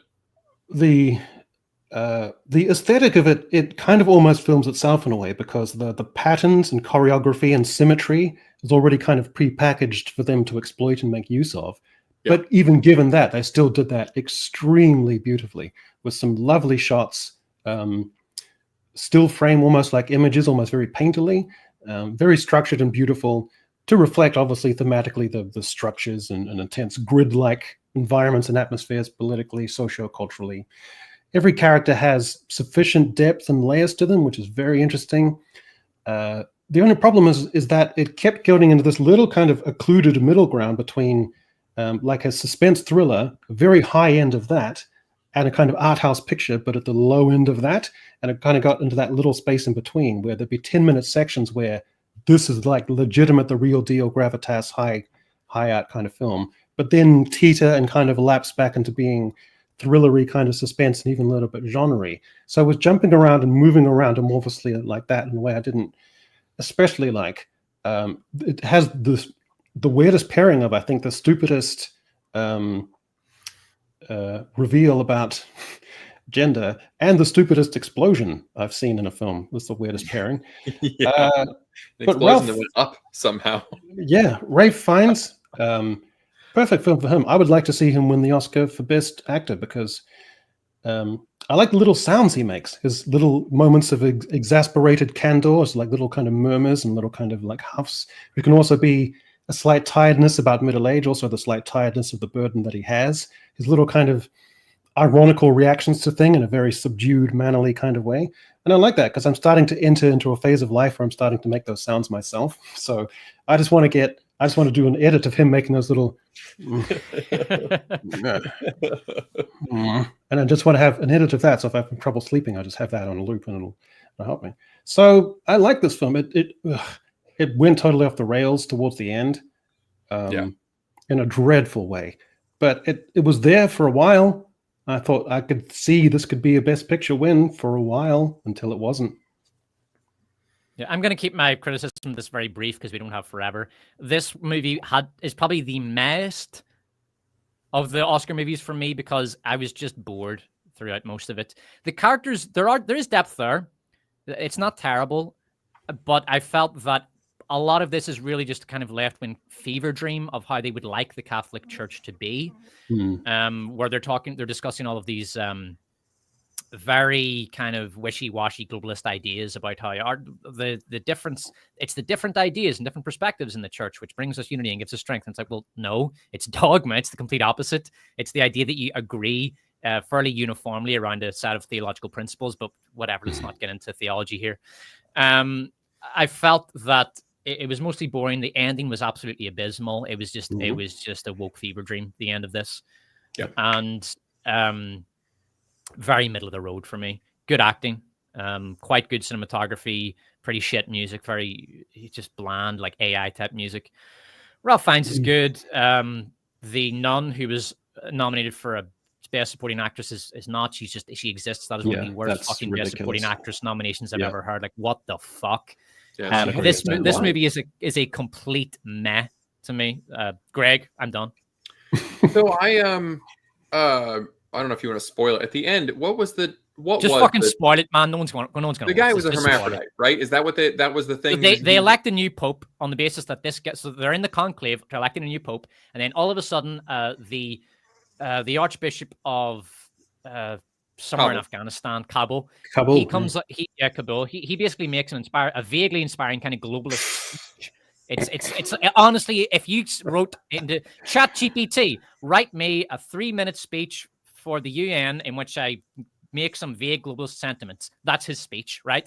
He gives that speech, and the rest of the conclave are so inspired by this that they elect him Pope. And then they find out that he is a Zer. He is a hermaphrodite with a uterus.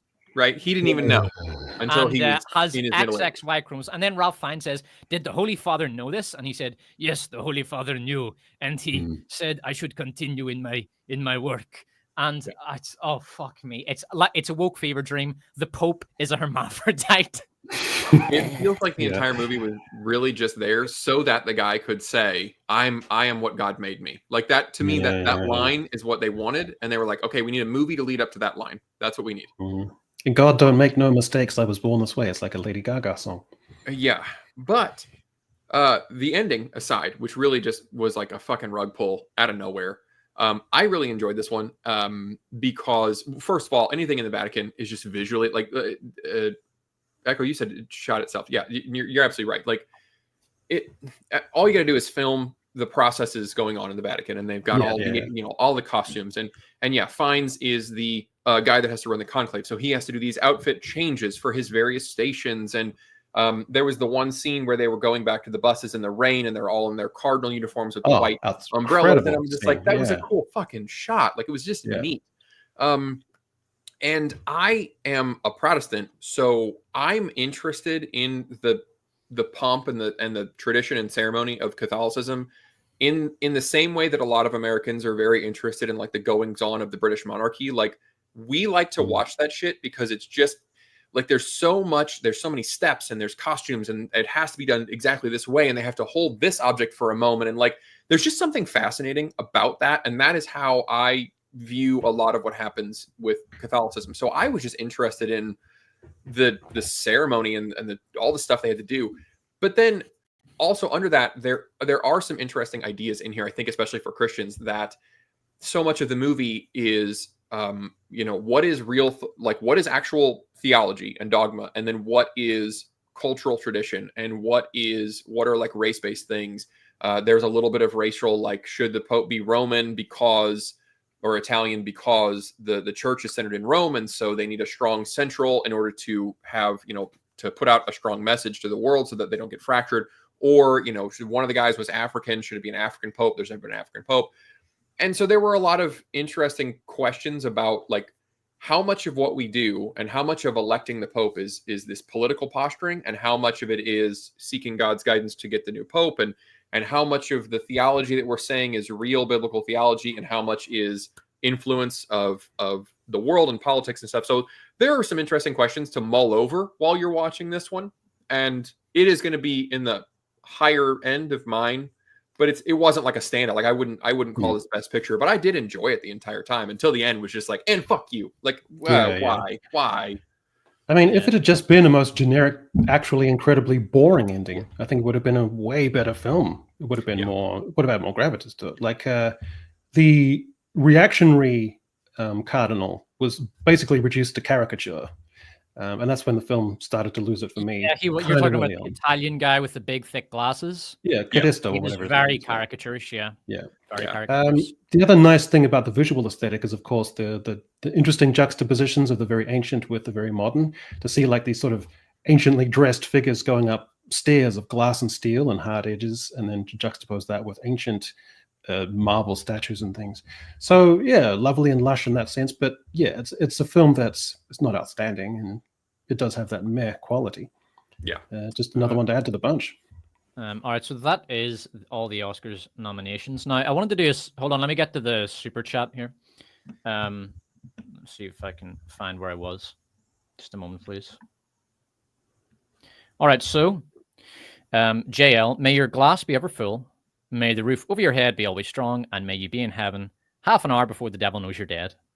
Yes, I've heard that one before. I don't know if that's an Irish expression or if that's fairly universal, but thank you very much, JL. But although to be fair, you go to heaven for the weather and hell for the company, as Mark Twain said. So I don't know. I think half an hour in heaven might be too long for me. I think, oh fuck this, I want to go down. I want to go down to hell. See some more interesting people. Say hello to Oscar Wilde. I don't want to hang out with the goodies.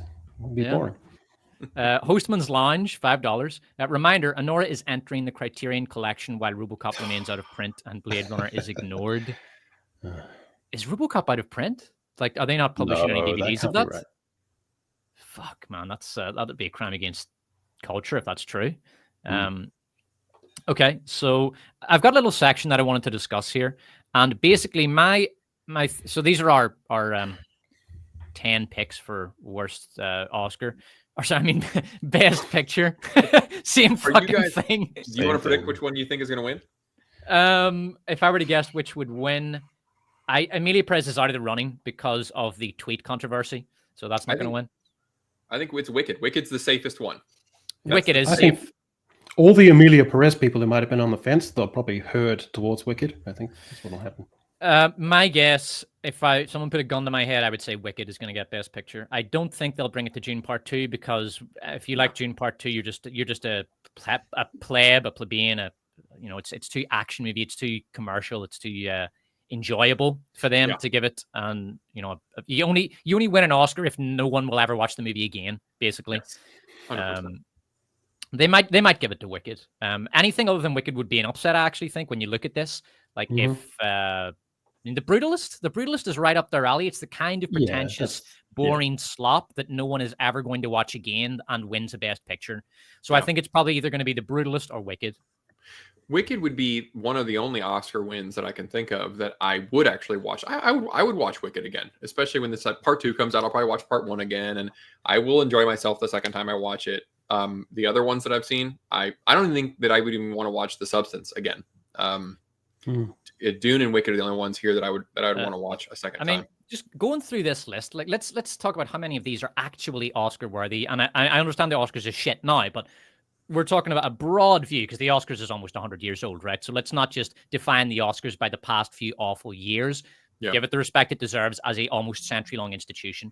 In terms of what is actually Oscar-worthy, Anora, I would say no. I think it's a good, interesting movie that does some interesting, nice things, but it's nothing special. The Brutalist I haven't seen. Complete Unknown I haven't seen. Conclave, no. It's Dune Part 2, yes.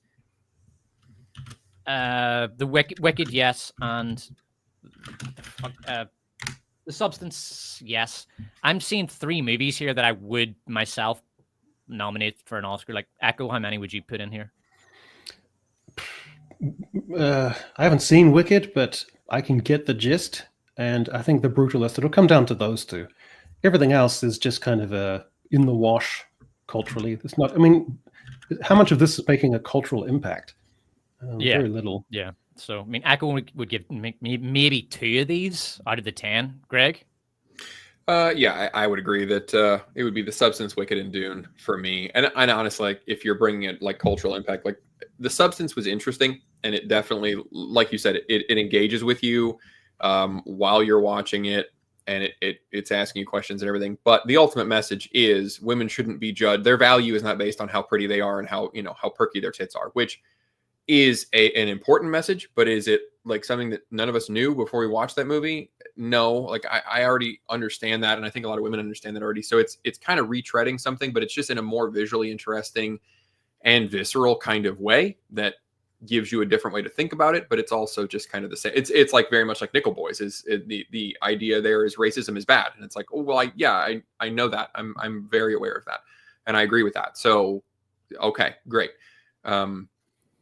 If that's the criterion, I would go with Dune, because Dune is an actual interesting exploration of like the thought process of religious zealotry and how much it can be controlled or can't be controlled or guided, or like they're interesting questions. And that's why Dune is such a classic fucking novel. Decades later. So, but no, it's the 3. Dune, Substance, and Wicked are the only ones that are at all worth watching. The rest are just a waste of time. They are a waste. Obviously, I just don't think Anora's a waste of time, but I wouldn't put it on the Oscars Best Picture list. And that's the thing. Most of this shit, like we're talking 6 of these, 7 of these, are somewhere between mediocre and awful, just horrible shit. But none of them are getting watched again. No one's watching fucking. No one's going to be watching Nico Boys in a few months' time. No one's going to be watching Emilia Perez. No, I feel that no, who the fuck is going to still be watching a 3.5-hour movie about a Hungarian architect? Well, the Brutalist winning would be like Cardinal Lawrence being made Pope, and instead they're going to give the Pope to the guy from Kabul in the form of Wicked, I think. So at least it's just likable by everybody. It's just this is shit that no one's seen and no one's going to watch, and yet every year they do this. They cheapen the Oscars Best Picture nomination by watering it down with all of this rubbish. And the more, it's like Syndrome says in The Incredibles.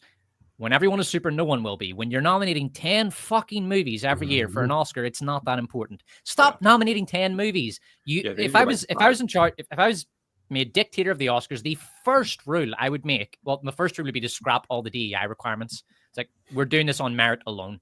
Okay. I don't care if it's a movie which is just 100% white people and they're all members of the Ku Klux Klan. If it's a great movie, it gets nominated. End of story. So basically, but the other rule, the big one would be the maximum nominations you can give to any category is 5. Absolutely no more. And if you think there's 10 great movies, sit down, think about it, and pick the best 5. This idea that they can, but we're bringing attention to all of these great movies that no one, no, you're not, because no one pays attention to you anymore, because every year you nominate 48 fucking movies for Best Picture and people are bored of it. Just nominate 4 or 5 movies. That's it. Get your head out of your ass. Let's go to 2023. So how many? We actually did a stream in 2023 as well, talking about these. Look at this! Look at this amazing trash, man. Now we've got the benefit of hindsight this time round. So how many of these movies do you think actually deserved to be on here? So Greg, you go first.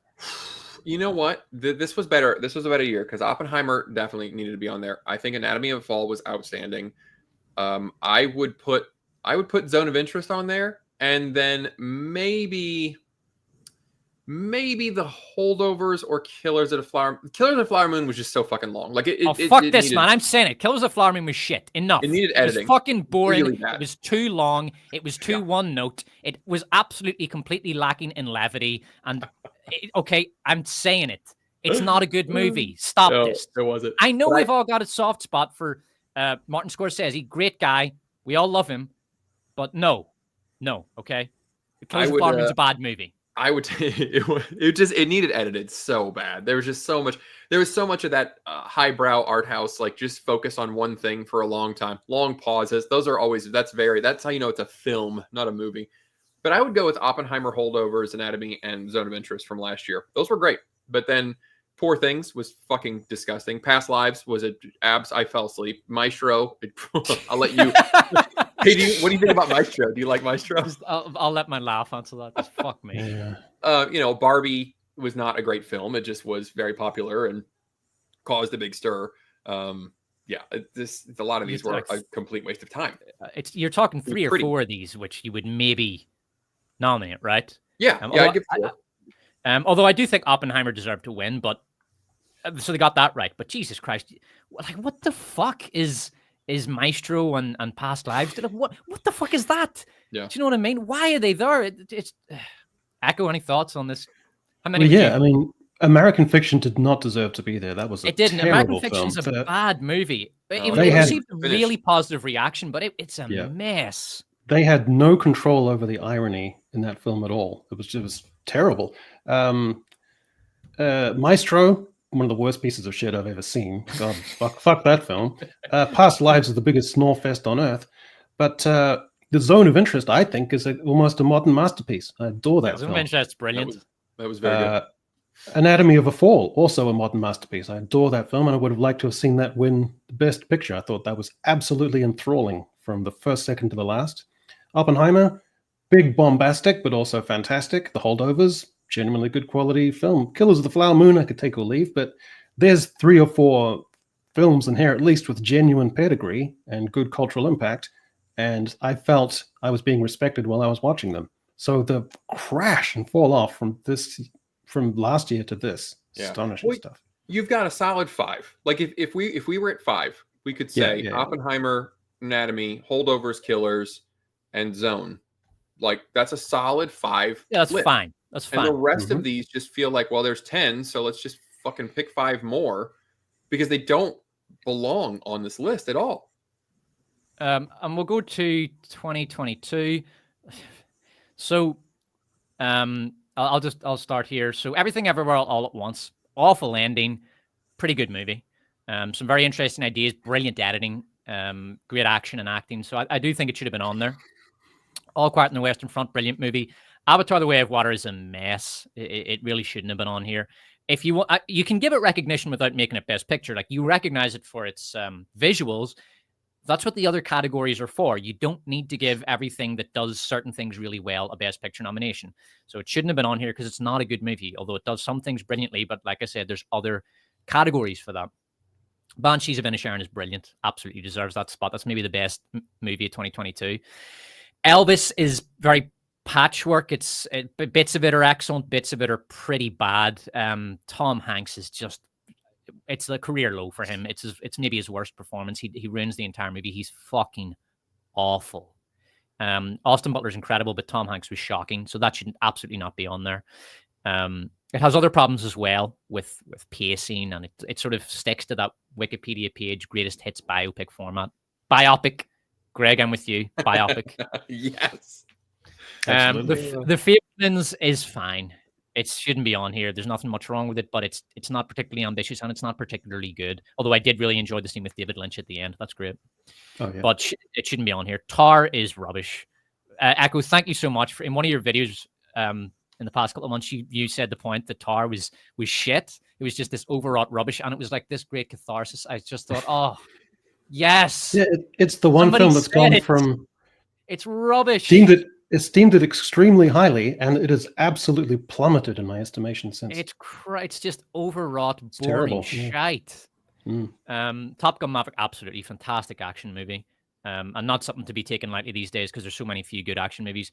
Triangle of Sadness is another one of those $5 fucking movies, indie movies that no one watched and no one has heard of. So knock that off there. How'd you feel about women talking? Women talking. Look out, brace for the hurricane. Jesus. Okay. I'm terrified. Greg, I'm scared. Okay. So how many of these would you throw on there, Greg?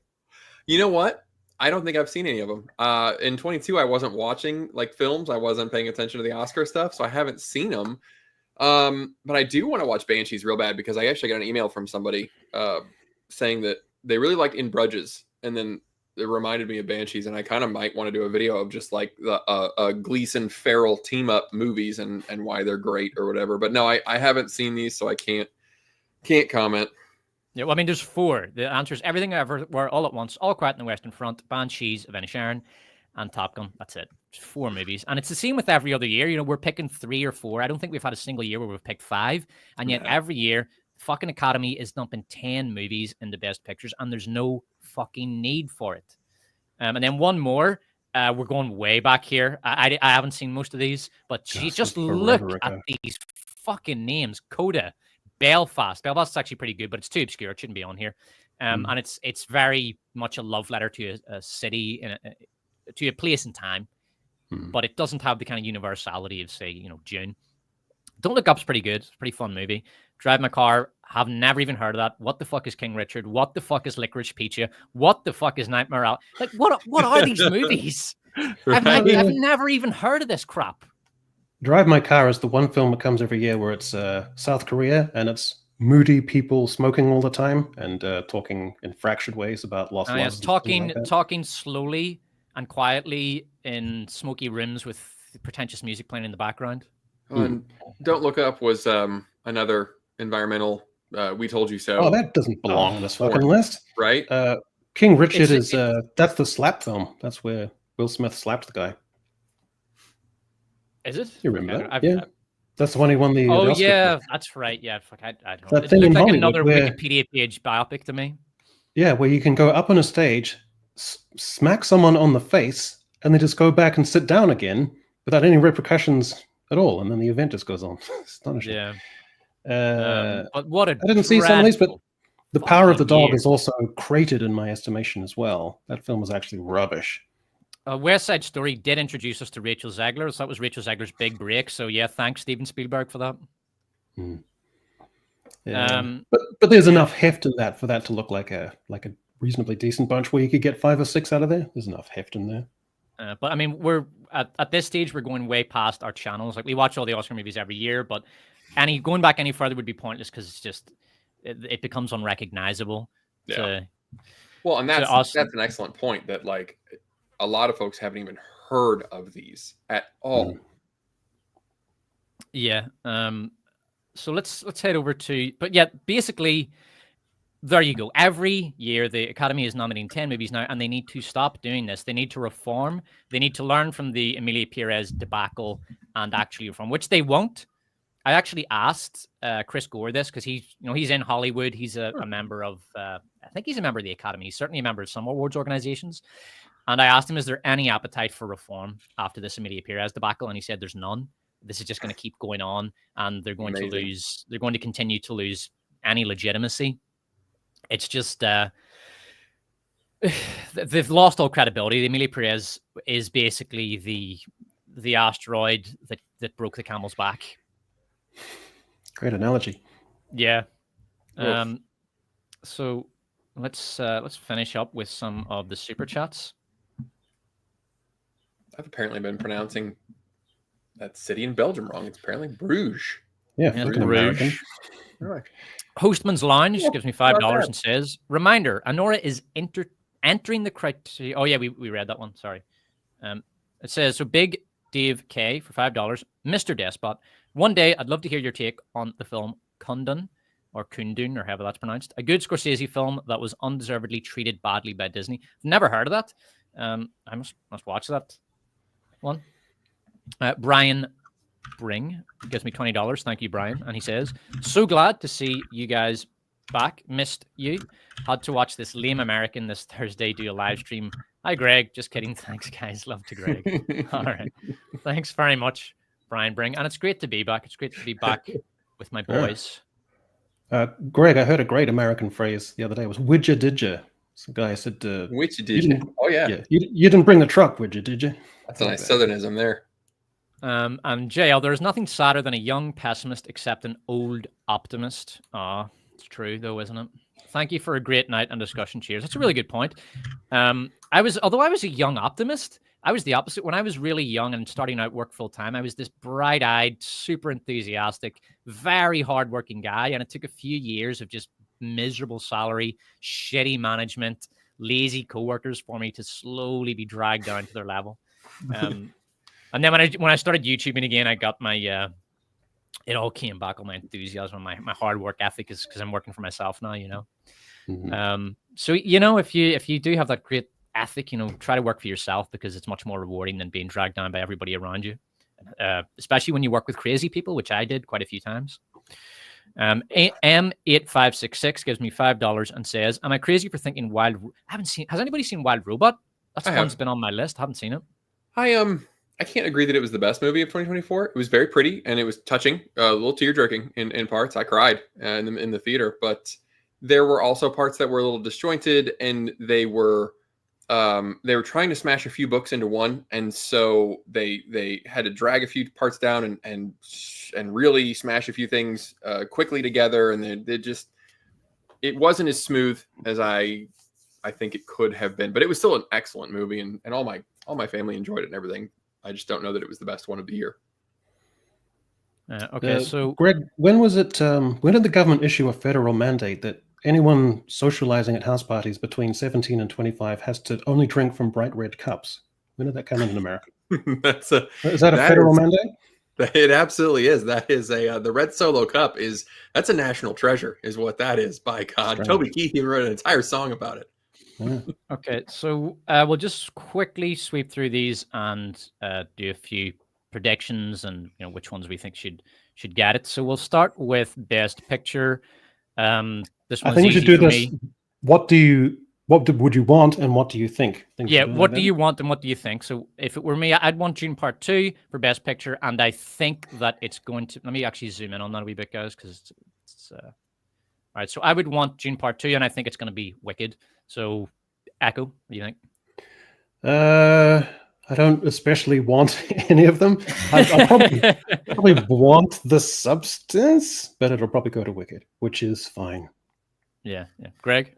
Yeah, I would want Dune, but it'll be Wicked. I think Wicked's safe. Yeah. Best actor, I haven't seen most of these. The only one I've seen Ralph Fiennes and I've seen Sebastian Stan. I will say Sebastian Stan in The Apprentice is excellent. Bearing in mind, you have to, even if you're a Trump supporter, which I am, you still have to separate the art from the artist. And I think that Sebastian Stan, as much as it kind of gets into caricature and some people accuse it of being a libel against Trump, you have to admit the guy's no angel. And Sebastian Stan, I think, I just think of the movie as fictional, basically, because I don't know what's fact and what's fiction. I would need to do a lot of research. But treating the movie just as a movie, Sebastian Stan is excellent in it. He's really good. He starts out depicting a young guy who is very ambitious, and he falls into this kind of almost villain arc whereby he becomes morally and even physically deranged a bit, and he depicts that very well. It's hard to do for an actor, so I think Sebastian Stan was excellent in that. And Ralph Fiennes pretty good in Conclave. The other three I haven't seen. Echo, what about you? I don't think I've seen enough of these to be able to make any sort of reasoned offering. But Ray Fiennes, I'd be very happy if I saw him win. Greg? One that I've seen. I've only seen Fiennes, so I liked him as well, so I would be fine with that. But that said, I'm not excited about any of this. Sebastian Stan, I mean, he's good, but at the same time, it's just a biopic, and he's really just doing an imitation of someone, doing it quite well, but he's just affecting the vocal cadences and the body language of someone that he can do research on. So none of it's amazing. This is a very dull category this year. Best actress. There was one thing about Ray Fiennes' performance. There was one moment where, in one fluid sequence, in about 10 seconds, he had to reflect on the homily he'd given,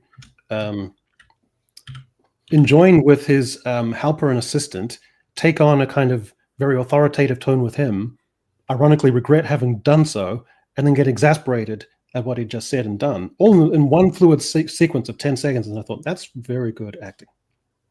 No, he's good in it. Greg, what do you think for actress? I'm wanting Demi Moore to get it. I think Cynthia Erivo is going to get it. Yeah, I would pick one of those two, Cynthia Erivo or Demi Moore. The other three, I mean, Mikey Madison, she's good, but she's not doing anything special. She's just playing an airhead. Not the guy who did Emilia Perez. I don't even think he'll be allowed to attend the ceremony. He's basically been cancelled this year. Yeah, I think maybe. And that might even get rescinded. And it has to be. I mean, come on. The guy sent out a tweet saying, let's basically just fucking get rid of Islam globally. Like, how the fuck can you claim to be the Academy and be for progressivism and globalism and one love, unity, humanity, and all the other shit they come out with and still invite that guy to the Oscars? It's completely incompatible. Yeah.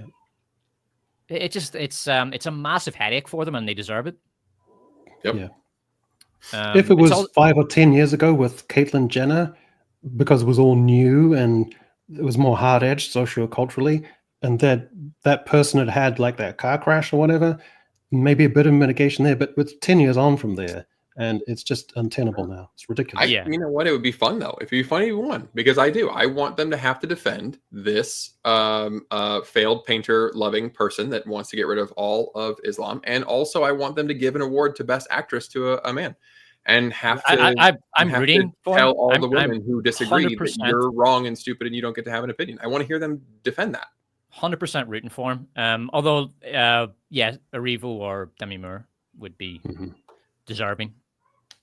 I tell you who's brilliant. Jeremy Strong in The Apprentice. He plays young Trump's lawyer, and he is this very slimy. He basically uses things like extortion to get his way, and he is fucking brilliant in this. He is genuinely brilliant. I haven't seen any of the other ones. I've seen Yuri Borisov and Anora. He's pretty good. But Jeremy Strong, The Apprentice, is excellent. I don't think The Apprentice is very good because as a movie, the first act is excellent. That's the act where Trump's a young guy and Jeremy Strong is playing Trump's lawyer. and he kind of takes Trump under his wing and teaches him the tricks of the trade and teaches him how to be successful and how to present a very strong public image and all this. And Jeremy Strong is excellent, but then the movie kind of falls apart in the third act, especially where it becomes too overwrought. Then it becomes, I think, too interested in pushing a message and trying to convince the audience to perceive Trump a certain way rather than just showing the guy's life and letting the audience make up their own mind. To give an example of that, there's one scene where his wife, Trump gives his lawyer some cufflinks for the lawyer's birthday. And then the lawyer shows it to Ivana Trump and says, "Hey, look, Ivana, Donald gave me these lovely little cufflinks. They're diamonds and gold." And Ivana says, "Oh, no, that's cheap pewter, my darling. Donald has no shame." And I think it would have been better if they'd just left it at "that's cheap pewter." You don't need to include the "Donald has no shame" line. Just let the audience, we get it, but to just hit the audience over the head with it like that is going a little bit too far. It's a bit too clunky. And aspects of the script are like that. So it was kind of like hand-holding, encouraging the audience, "Hey, look, come over here and agree with us and think of it in this way." But the first act of that movie, the first act of The Apprentice, is excellent, and Jeremy Strong's amazing in it. Any other strong opinions, guys, about supporting actor? I haven't seen either than Anora, and I wasn't thrilled. Yeah, I don't have enough context for this. Yeah. Fuck me. I don't know what the hell Zoe Saldana's doing in supporting actress. And another really bad one is Isabella Rossellini in Conclave. She plays a nun. She's in it for 5 minutes. It's a very Ridiculous. day at the office performance. That is absurd. It is. It just cheapens the Oscars when you do things like this. It's like, why is she there?